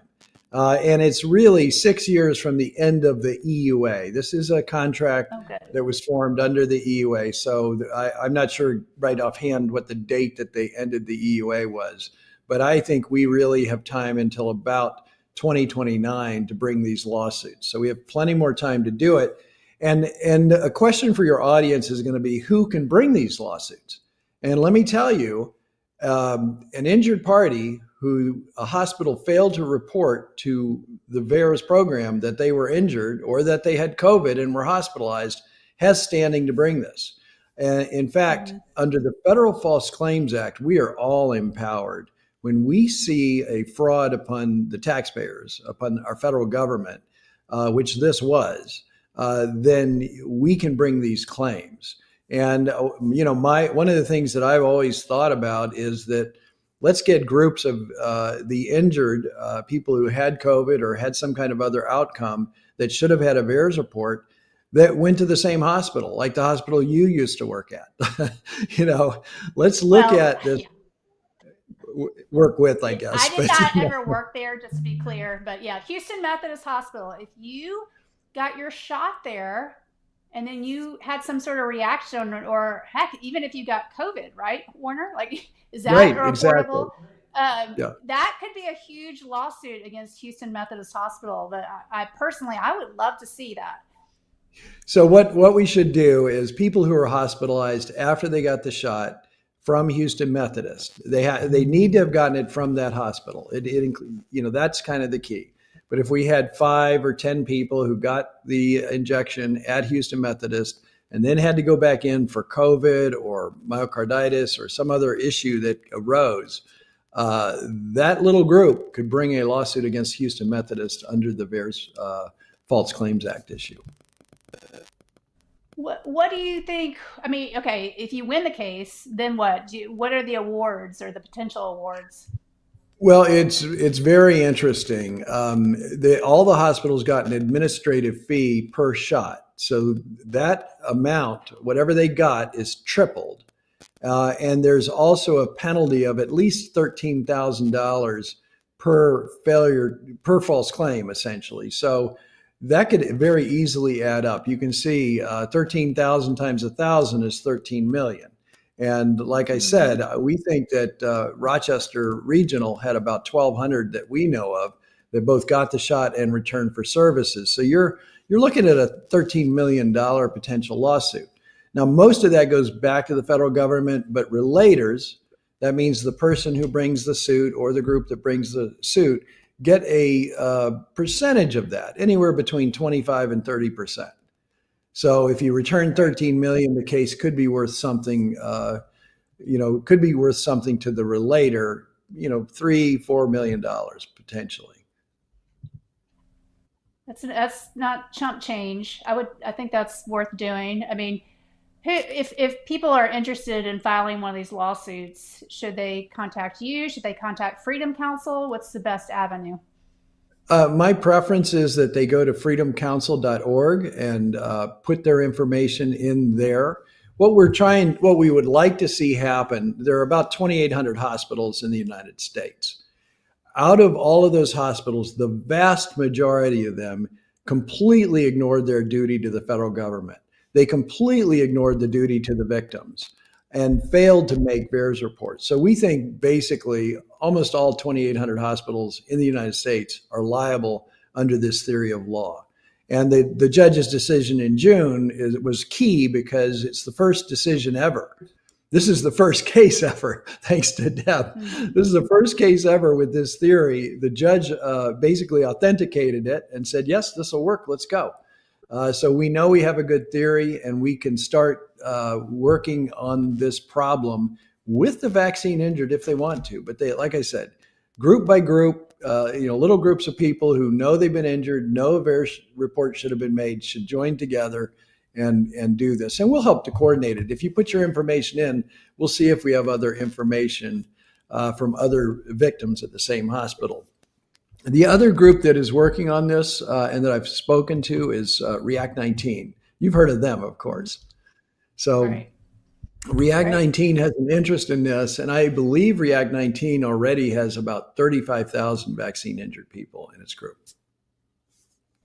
It's just terrific. Deb, thank you so much for doing this. What if the hospital wants to settle? Do you think you'll do it? I don't want to. The other thing I do want to point out for employees who got fired over this, if they got fired specifically for like what Deb did, they actually have a claim. So Deb does have a claim against the hospital that's personal, not public, but a personal claim for the wages that she lost because they fired her in retaliation for trying to do the right thing, in retaliation for doing exactly what the hospital should have been doing, in retaliation for trying to make them follow the law. I want to point out one other thing. There are criminal penalties for this violation. No hospital, no person has ever been convicted of a criminal penalty under this, but I really do wish our federal government would make some examples of people and say, look, you're criminally liable for failing to report this information to the federal government. These people ought to be held to account. That's another way to do it. So that's a federal issue, not a state issue? Right. It's a federal issue. Our attorney generals have to do that through the Department of Justice. But it is definitely something that somebody should be made an example of and get these hospitals to make vaccine injury reporting mandatory within that hospital and hold them to account for what they should have been doing. I shouldn't say make it mandatory. It is mandatory right now. It's mandatory, right. So what would that look like? Going after an individual doctor, maybe going after the CEO of a hospital? How would that look? I think we should go after either the CEO or the institution itself. The institution can be held criminally liable. And that would be really important to make some examples of that. And the other thing is, I mean, especially in Deb's case, it was the management that purposely were suppressing the reporting. So they absolutely should be held liable. Well, I think the perfect example to make would be the first hospital to mandate the COVID shots in the country, which would be Houston Methodist Hospital. I knew you were going to say that. Attorney General Pam Bondi, if we could get your attention, please. It would be great to look into Houston Methodist Hospital and how they did not report VAERS incidents to the government as they should have. Yeah, they shouldn't. I think the federal government is minimizing this issue because, like I said, we believe there are 12,000 people who were injured by the shot that returned to Rochester Regional for healthcare. That's a tremendous damage to the public. And if this is how we can hold them liable for not reporting those injuries, we should do that. Yeah, I feel like I'm it's taking a up too big much problem. time. No, but Yeah. yeah, I mean, it's very frustrating I mean, patients are left high and dry. Doctors trying to help the patients are left high and dry. It's a very frustrating problem, and just really grateful that you guys are addressing this, and very hopeful. And please keep us posted. We will have you on again when you have some updates. Oh, 100%. The trial is actually, this is going to take years actually to get through this data. So this is not a process that goes quickly. I think, we'll be looking at a resolution by trial or otherwise probably in 2027, believe it or not. So we have a long process ahead, but the data is going to be fascinating to find and to see what's in that data. Can you use AI? I know you've talked about this, using AI to process the data. Of course. AI can be very helpful. I mean, we don't trust AI 100%, obviously, but it can help you with the generalities that you need to know with vast amounts of data very quickly. So we can get to the generalities, and then we have to dig in and make sure we verify everything. Right. Well, thank y'all so much for coming on, and good luck, and keep us posted. And thanks for giving us some hope today. All right. Thank you so much. Thanks for having us, Mary. And when we come back, we are going to talk to Dr. Drew Pinsky. This was a really interesting interview. It went in places I did not imagine. We were going to talk about current events, and we didn't talk a bit about current events. We talked about drugs. We talked about alcohol addiction. We have some interesting information about Dr. Drew I never knew. You'll have to watch the interview to see. He's a very interesting guy, and I hope you'll stay on and watch. And finally, thank you so much to the Wellness Company. They are supporting this show. They are very like-minded. I trust them. I know the people that run the company. I know the doctors that are heavily involved in the company, and I trust all of them. So if you do need supplements, I recommend you use them. There is a code. If you put Mary on the end of the website, you get 10% off. But that helps them, and it helps encourage them to continue supporting this show so that we can bring you the unfiltered news and get spreading the word. So we'll come back in just a minute with Dr. Drew Pinsky.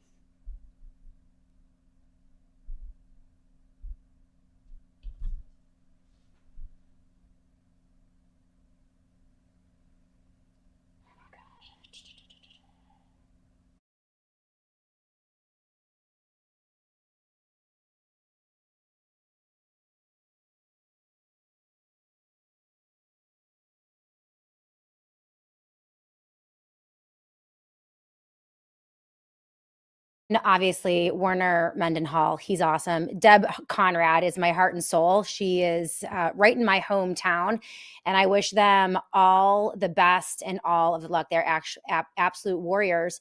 And, we need to attack this issue and obtain our reckoning by any means necessary. So bottom up, inside out, everything but the kitchen sink. We need to move the culture. We need to move our families. We need to move in the courts, the judicial system. We need to move legislatively, whether it's at the federal level or the state level. And I'm always so glad to know that Werner Mendenhall is out there making these things happen. So best of luck. Great interview with those absolute warriors. I'm looking forward to hearing from Dr. Drew Pinsky as well. Dr. Mary Bowden mentioned the Wellness Company, and we are so thankful for their sponsor. We could not bring On Call with Dr. Mary Kelly Bowden to you every Wednesday without their support. And so she's right. If you use the promo code Mary at twc.health/Mary, that's twc.health/Mary, that helps to keep the lights on here at On Call with Dr. Mary Kelly Bowden. And I'm just really blessed to be producing this with Dr. Bowden. It's such a blessing and such really great information. So I want to talk to you guys about parasites. One of the things that I have noticed over the years, well, more recently, as we question everything that happens within the medical industrial complex? Well, it's been known for years that parasites can cause all sorts of adverse events, sicknesses, illnesses, inflammation. And this is just basic knowledge. If you Google parasites or what parasites can do, it often comes up, that you can have inflammation, headaches, flu-like symptoms, cold-like symptoms, all the things. But if you go to your doctor and you have, something wrong, like a cold or a flu, they always go to virus and bacteria, bacteria and virus or bacteria. They never talk about parasites. All right. So it's a great idea to think about doing a parasitic cleanse every year. And, if your brain feels foggy, even though you're eating clean and exercising and taking all your supplements, it might not be burnout or aging or sickness or illness. It could be parasites. So there's groundbreaking new research from Dr. Alan McDonald, and it revealed a direct link between chronic parasitic infections and neurological diseases like multiple sclerosis. Parasites can also cause, as I mentioned, inflammation, nerve damage, and long-term cognitive decline. So this is all the more reason to do a full body cleanse every single year. And the Wellness Company has a solution: ivermectin plus mebendazole. This is the gold standard in a parasite solution, and it's now combined in one cleanse. And this is an intense cleanse that is just it's put together in this great combo. So it's designed to eliminate harmful invaders and support your immune system naturally. So it's medical grade. It is not some supplement or a trendy herbal gimmick. All you have to do is fill out a quick intake form and get a 3-month supply shipped straight to your front door. So the Wellness Company is making it as easy as possible to get what you need to stay healthy every day. And a parasitic cleanse is one of those things. So go to twc.health/Mary. That is twc.health/Mary. And make sure you use that promo code MARY to save 60% off plus free shipping. That's $60 off plus free shipping. All right. Cleanse your body today with the Wellness Company. All right. Thanks, guys. We'll be back. We're going to go back to Dr. Mary Talley Bowden without further ado. Her interview with the Dr. Drew Pinsky coming up next.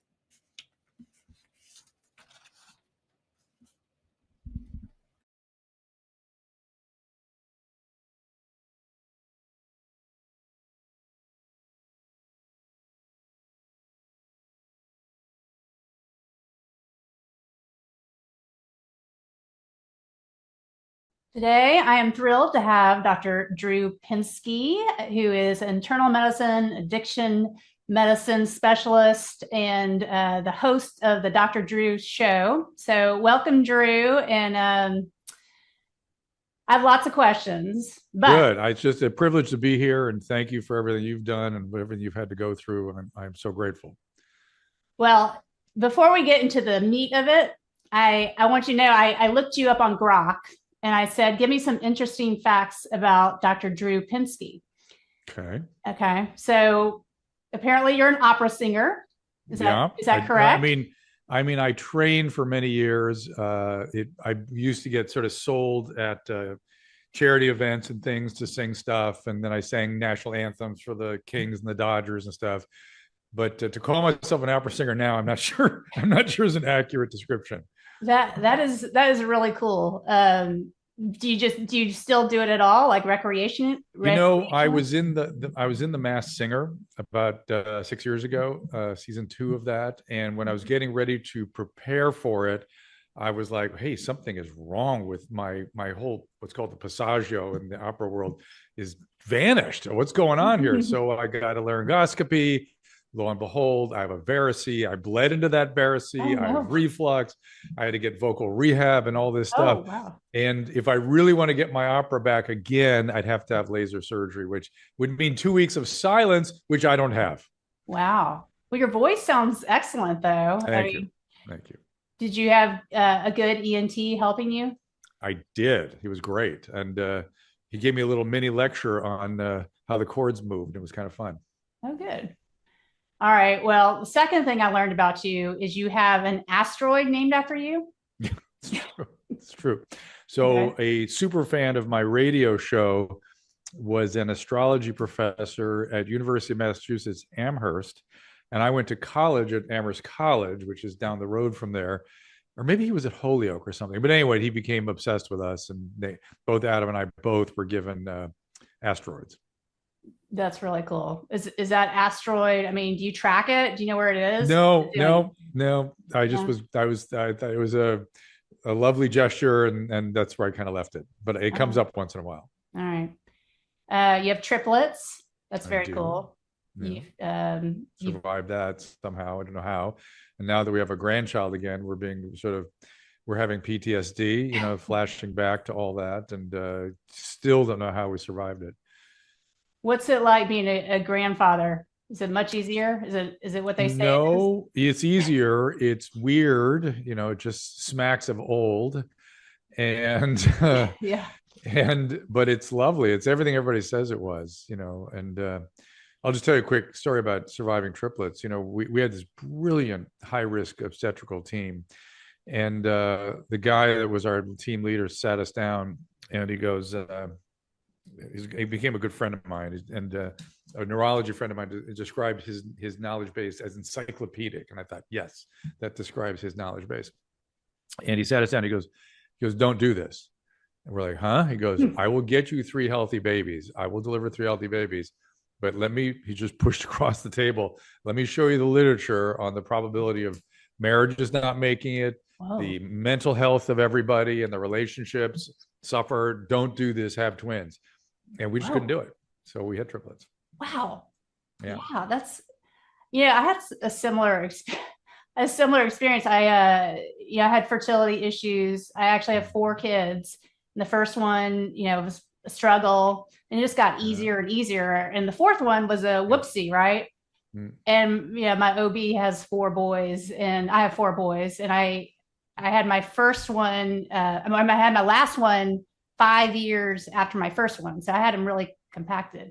But he pulled me aside. He's like, "Are you sure you want to do this?" Like, yeah. I mean, I felt like a poker player. Took all my chips and just went, okay, we're just all in. If you really go all in, and obviously you and I have had some professional training and shown that we can tolerate a lot of stress, that you just go all in and you can do it. That's all. And I wouldn't have had it any other way. Yeah. No, I'm horrified that conversation even happened in retrospect. Well, I get why they do it. They feel kind of an obligation to it and stuff. And the literature was there. It did not look good. And it's funny. When I was a chief resident, the assistant administrator and I ran the residency program. She was instrumental help to me. And halfway through the year, it was like, December, she comes up to me and she goes, "You got to meet in my office. I have something I got to tell you." And I go in there and she goes, "I'm not going to be here the second half of the year." I thought, God, what am I going to do without her? And then she goes, "I'm having triplets." And I thought, oh my God, that's bizarre. Who has triplets? I was like, triplets. Oh my goodness. And I bring it up only because of God has a way of has a good sense of humor, let's say. And her marriage didn't make it. And I remember watching that and going, okay, well, there you go. Wait, was she a resident when she got pregnant with triplets? No. She was the assistant director of the residency program, and then I was the chief resident, and she just really helped me run the program. It was a very intense experience to running a residence. I don't know if did you ever do a chief year? Well, you were automatically a chief. I mean, if you survived your 5th year, you were a chief. So it was, we were all the same footing. I mean, but you studied internal medicine, right? And then did you do a fellowship in addiction, or did you just sort of decide to hone in on that? That's an interesting story too. I started moonlighting at the psych hospital. I was neuroscience and brain was always my thing in college. And this opportunity came up to moonlight at a psych hospital when I was a 2nd year resident. I thought, I'm going to go do that. It'd be interesting, get to sharpen my psychiatric skills. Little did I know I was going to spend over 30 years in that hospital. Oh, wow. And ended up becoming very good at the medical management of psychiatric patients. And then, of course, all the medical problems that I was being asked to see as the years went along down on the drug unit. I got very good at drug withdrawal. There was a program director of that chemical dependency program at that hospital who made drug withdrawal a discipline. And I worked at a county hospital with alcoholics and heroin addicts all over the place. And it was an absolutely haphazard sort of process, how you got people off drugs and alcohol. And I was shocked to find out that there was a procedure. There was a not well established yet, but a clinical procedure. And I became quite good at that. So people started asking me to see lots of these patients. And wait, what was the clinical procedure? Well, a structured approach, a disciplined approach, evidence-based approach to taking people off particular substances when they're dependent. For instance, I was seeing well into the early 2000s, I would see people in alcohol withdrawal getting Haldol. Mm-hmm. That was a common thing at the county facilities where I worked. And that's how you get an alcohol withdrawal to hover over the bed and have multiple seizures. Give them an antipsychotic like that, and you will make them so ill. And instead, we had a structured protocol for how to load people up on intermediate acting benzodiazepines or short acting benzodiazepines if they had liver disease, and a specific way of tapering them down over time. And then we had other, there was, a discipline to it. We gave them magnesium and thiamine and all the usual things, but it was done in a very, very systematic way. What do you think about Alcoholics Anonymous? Are you a proponent? To not be is mysterious to me. First of all, it's the cornerstone of every good treatment program. There's now 2 Cochrane studies, I think, and one for sure done by John Kelly at Harvard, showing that its benefit, if abstinence is your goal, 12-step mutual aid societies are more effective than any more effective or as effective as any professionally managed interventions. And it's free. And it's available 24/7. And why we wouldn't be advocating for free services that are measurably effective is shocking to me in a time when healthcare expense is a big deal. So our program was based in 12-step, and it was, I went from being down in the unit to detoxing people from drugs, going, oh, I do the medicine here. What's that goofy stuff? All that stuff on the wall, those 12 steps. What is that goofy stuff? And then I watched some people recover and go from young people dying to better than they ever knew they could be. And I was so stunned to see those transformations. I just thought, I want to understand what this is, and became quite good at that eventually. You have any thoughts on legalizing marijuana? Because my big concern with marijuana, and I have some family members with schizophrenia, is the potential for psychotic episodes. Yeah. You have any thoughts on that? Oh, I have lots of thoughts. So I have tried to stay out of, as a physician, I don't feel it's my job to determine the laws. Mm-hmm. I have on the record that if anyone chooses to legalize it, there will be problems, and I will deal with it. It will not be good. Strangely, when Colorado legalized cannabis, the only way we were able to get people's attention was by pointing out that the incidence of ER visits for dogs had skyrocketed because of ingestions of cannabis. We eventually saw that in California when that came in. And my daughter's a recovering cannabis addict, and I see cannabis addiction every day in that world. And I was a skeptic about the psychotogenic aspect of the drug. Back in the 90s, when it started coming up as a topic, I was like, I'm not really seeing that. I don't know. People got paranoid in withdrawal. They'd be very paranoid for about 2 weeks in cannabis withdrawal.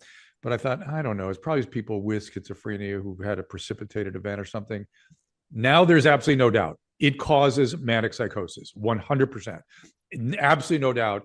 And this is evident now because of the incredibly high concentrations that have come along in the legalized states as a result of the competition to get more market share. The concentration of the drug has gone higher and higher, to the point where now we are categorically seeing psychosis, much higher incidence of addiction, particularly if you're doing dabs or concentrated wax, that sort of thing. And ERs are filled with 65-year-old plus having anticholinergic delirium from the high dose of cannabis, even with just single exposures. Wow. Well, I'm glad I asked you that because yeah, it's been no one ever talks about the psychosis with the addiction potential. Everybody's Alex Berenson wrote the book. It's called "Tell Your Children," I believe it was called, and he wrote the book before the concentrations went up, and he made a big deal about this. And I actually was a little critical of it back in the day because I was like, I'm not sure. Now I'm sure. And when my daughter got sober from cannabis, she got her hands on that book. I don't know how, and she was furious with me. Why didn't you share this with me? Why didn't you show me? If you want to know how addiction works, I, of course, did. She didn't want to hear it back when she was using. So there you go. Anyway, she's a big advocate now and hasn't missed a meeting since the day she came home and started her sobriety. What's the name of Alex Berenson's book? I think it's called Tell Your Children. I will actually look it up for you. Yeah, well, he doesn't believe in ivermectin, so yeah, but I'll read it. I'm curious. I wish we would, you and I in particular, but even people like Alex Berenson would stop using words like believe and just start saying, I'm unconvinced by the literature I've read. Fine, you're unconvinced. Excellent. Mary's convinced. She will use it to the benefit of her patients, and it's well within her right as a practicing physician to do what she thinks is best for her patients. Okay, we disagree. There we go. End of story. Yeah, you're right. That's a better way of putting it. I've actually tried to talk to Alex Berenson though, and he will not speak to me about it, which is unfortunate. That is unfortunate. That's not like him. Usually he'll kind of talk about stuff. That's weird. Yeah, Jillian Michaels invited him to come on a podcast with me and him and discuss things, and he did not respond. And I've asked him to, but anyway. Hang on. It is called Tell Your Children the Truth About Marijuana, Mental Illness, and Violence.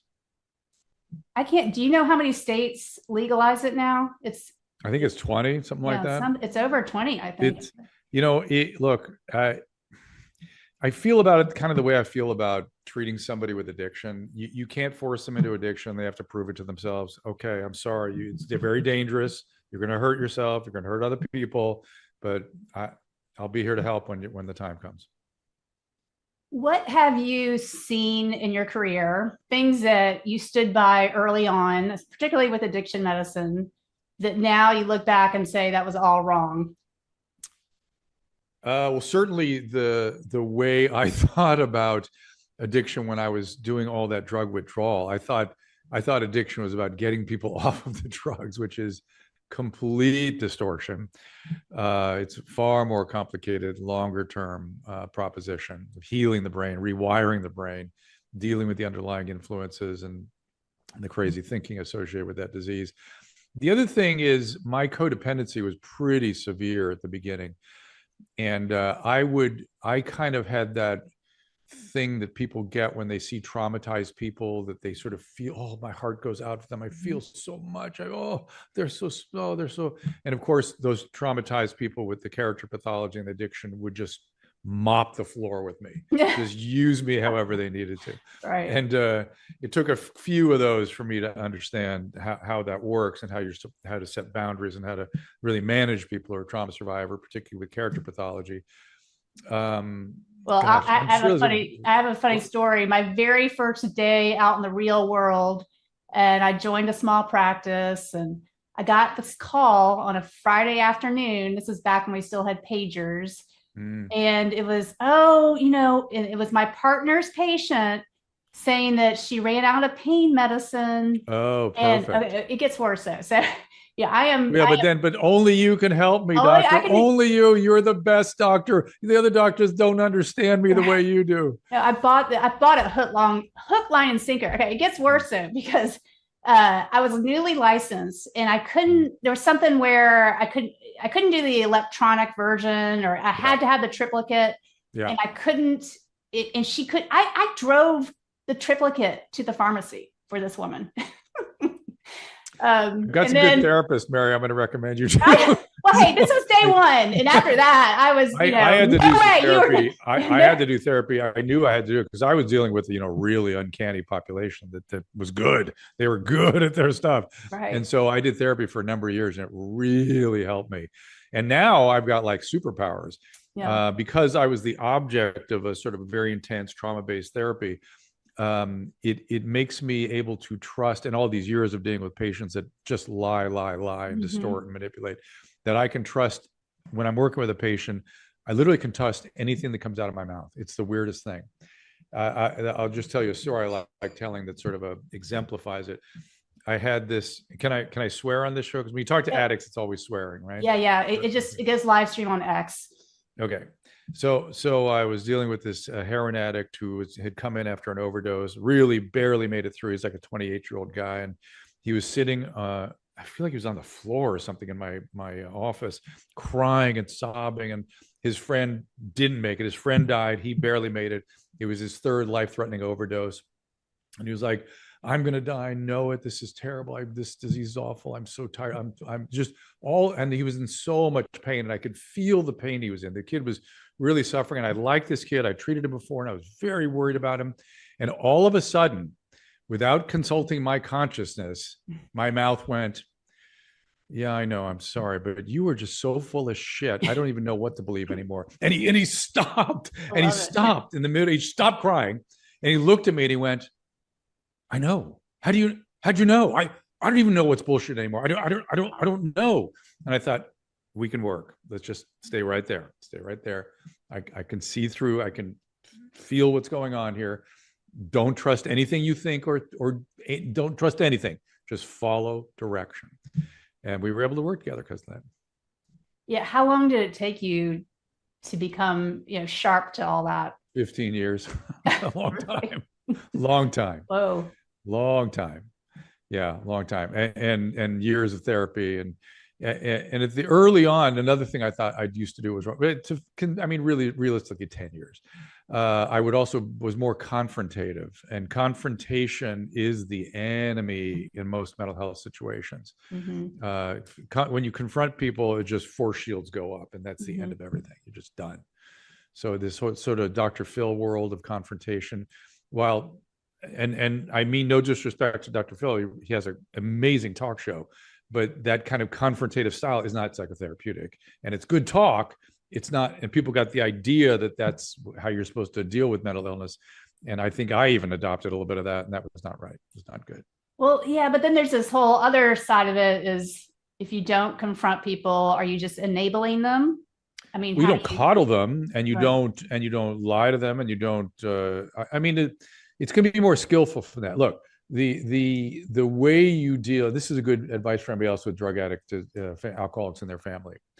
Use therapeutic wonderment. It is exceedingly effective with situations like this. It's like, I wonder if you've ever thought about how you feel after you behave like that, after you've been drinking. I wonder if you ever thought maybe it's the alcohol. I wonder if you ever just, I wonder. I'm wondering, and of course you know the answer, right? But I'm wondering, it works every time. They just can't help but answer. They answer in a way that's more authentic and more realistic, and gets them thinking and more motivated to make change. And you use the I word, not the you word, right? Correct. Yeah. Correct. But I just love the term therapeutic wonderment. It's just, I'm wondering, gosh, I wonder if you're drinking too much.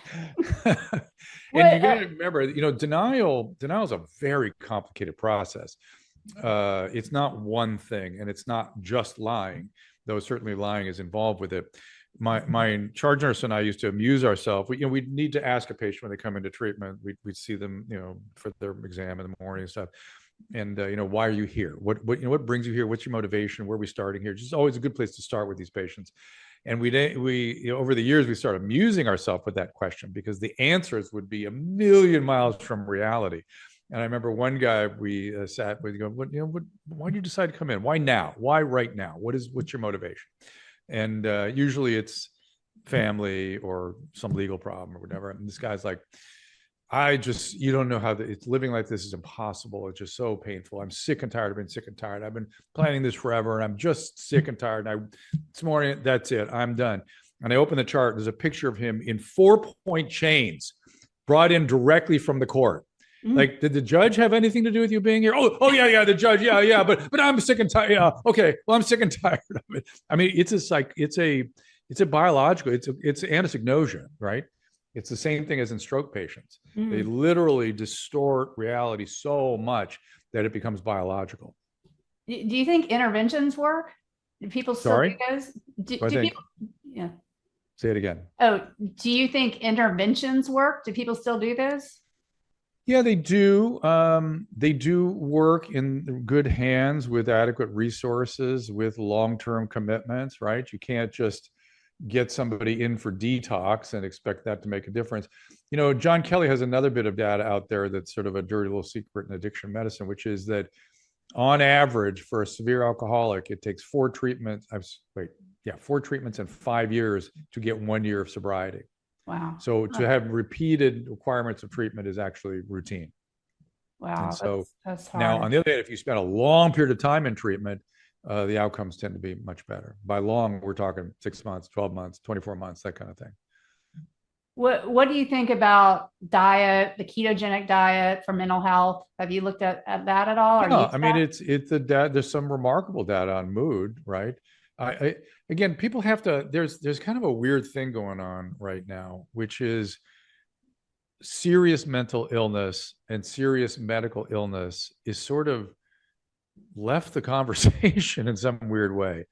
Everyone's got to remember, you're all going to get old, you're all going to get sick, you're all going to need medical intervention, real medical intervention, like full on, whether it's chemo for your leukemias or whatever it is, you're going to need the real deal stuff, unless you're nihilistic, you just want to let nature take its course. But most people don't do that, especially since we have such good treatments.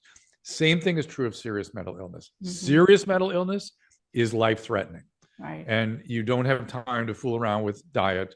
And we're really talking about milder forms of mood disturbances where yes, it does seem to have a significant effect on diet.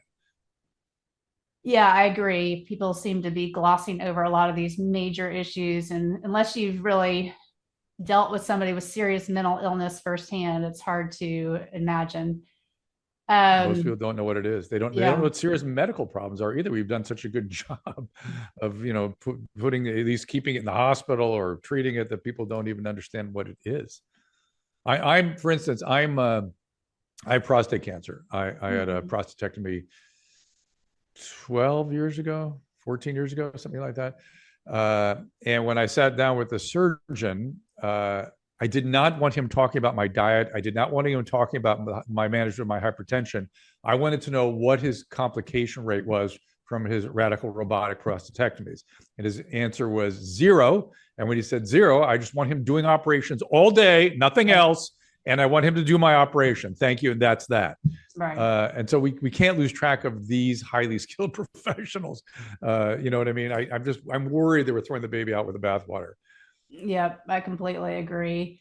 Are you seeing people microdosing LSD or Sure. What's going on with that? So that is some of the scariest stuff you can imagine. So LSD is the drug, probably the drug that scares me the most, because in having spent all those decades in the psychiatric hospital, I would see the consequences of the LSD, right? People from the 60s that had significant LSD exposure, I ended up putting them in nursing homes. And they were not demented. They were just unable to manage their daily lives. They were profoundly depressed. It was a very odd syndrome. People that have modest LSD exposure typically would come in a year or 2 years later with personality changes and mood disturbances and memory problems. I've even seen normal pressure hydrocephalus from somebody who took a sheet of LSD trying to evade the cops. I mean, this drug is neurotoxic, clearly. And there's actually something called a theory called, I should say, a hypothesis called excitotoxicity, where the thought is that when you are pushing out neurochemicals at an extra physiological rate, this has been shown to be more the case in the setting of amphetamines. When you're pushing out the vesicles, particularly if the function, the mechanism is by accelerating the vesicular release of neurochemicals, neurotransmitters, the vesicles don't form as well. They sort of become dysfunctional in their formation, and the neurotransmitters get into the cytoplasm, and the neurotransmitters themselves become free radicals that destroy the cells. So this excessive stimulation, this idea, oh, you're just opening up pathways. These are things that you're seeing reality, more reality, because this is all BS. You are damaging your brain. You're accelerating in a non-physiologic, non-natural way, and it is dangerous. Right. Could it have therapeutic benefit? Well, guess what? In end-of-life dread, when your life is only a few months left, it is shown to have real significant benefit. Then all these side effects aren't really that relevant, right? Right. By the same token, the microdosing, I have seen all kinds of problems with that. Eventually, the same kind of stuff starts happening, personality changes. And there's this odd literature out there that goes, well, yeah, we see the personality changes, but they seem happier. They seem to be more adjusted. And think about this. Think about the bioethics of people saying something like that. Right. It is one thing to say you or your personality is changing in a psychotherapeutic environment where you, the patient, are in control of these changes, as opposed to I put a chemical in my mouth and it made me a different person. That is a profound bioethical problem. Right. And the fact that we have literature that passes judgment on that it's been around for 30 years. It's disgusting. Then they have the psilocybins. And then the psilocybin is the one that's less dangerous, clearly. Mm-hmm. But even that, I've seen people doing it on a microdose daily basis, developing manias. Mm-hmm. So, okay, not good. Mm-hmm. Ibogaine or ayahuasca. Of course, all my heroin addicts want to go do that. All except for one, we're back at the heroin within 6 months.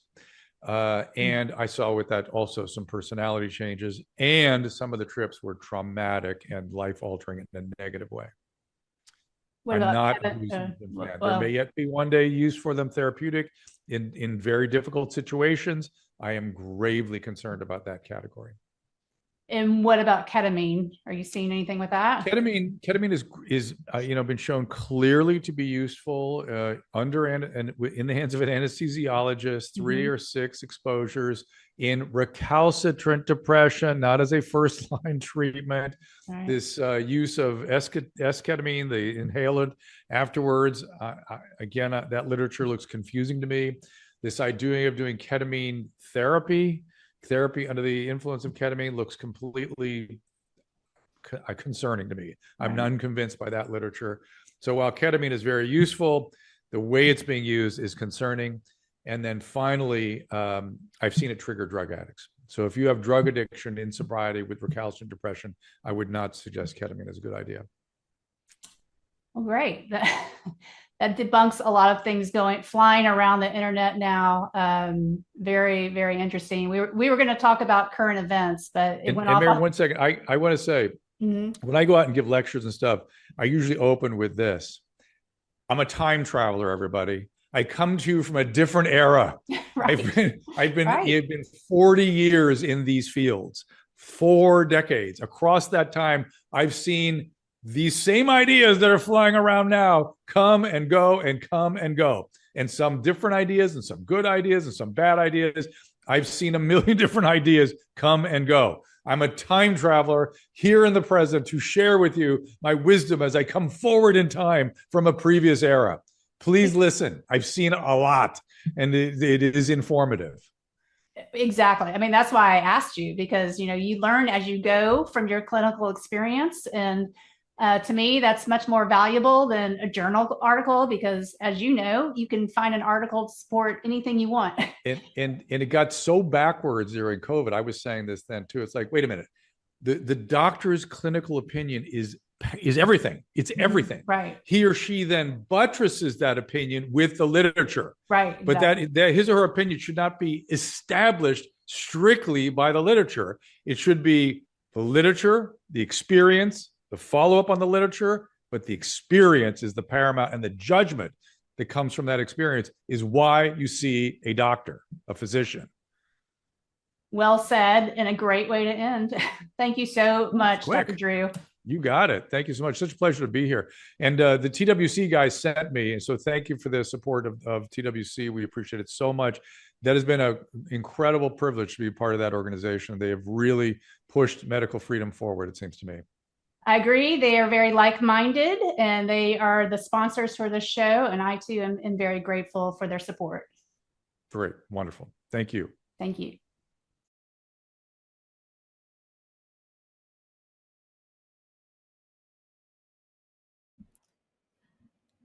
All right, everyone. A great interview with Dr. Mary Talley Bowden and one of my absolute faves, Dr. Drew Pinsky, just nailing it on a lot of different topics. So thank you to Dr. Bowden and Dr. Drew, and of course, folks at the Wellness Center. We could not bring the show to you every single day if it were not for our friends over at the Wellness Company. And, I want to talk about as we close out the show today, it's me closing it out, by the way. There's nothing worse than getting sick. Even worse than getting sick is not being able to go to work.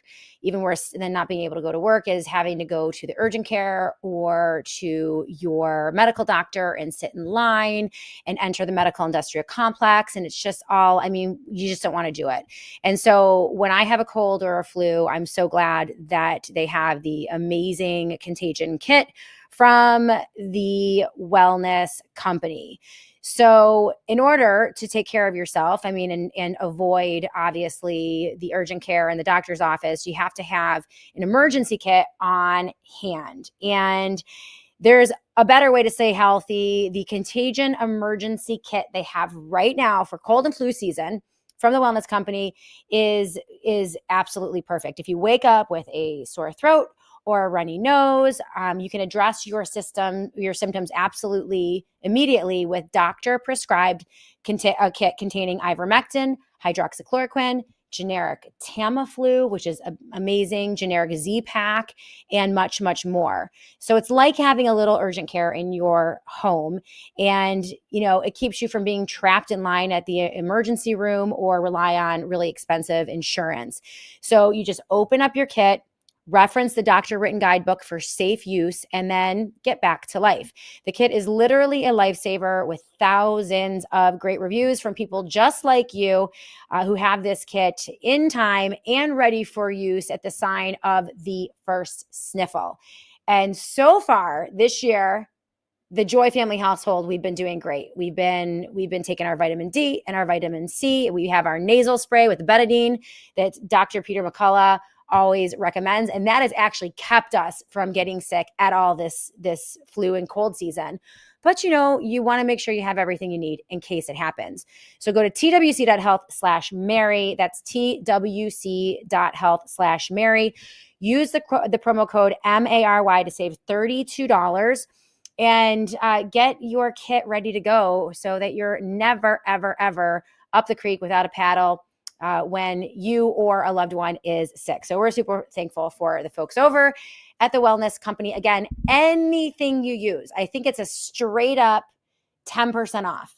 So anything that you need, whether it's a supplement, an emergency kit, the contagion kit, the parasite cleanse, the dental products, they have weight loss products, they have everything, and obviously all of the services for second opinions with their amazing staff of medical doctors that are on hand.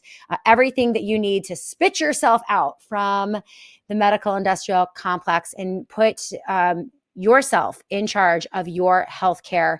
You can find it at the Wellness Company. Please go to twc.health/Mary. That's twc.health/Mary. Okay, everyone, thank you for watching today. On call with Dr. Mary Talley Bowden, and she will be back next week for her next show. I will be back tomorrow to do it all again right here on Rumble and the SJ Network. Big news. Scott Bessent, Secretary Treasurer, and the Secretary of the Treasury.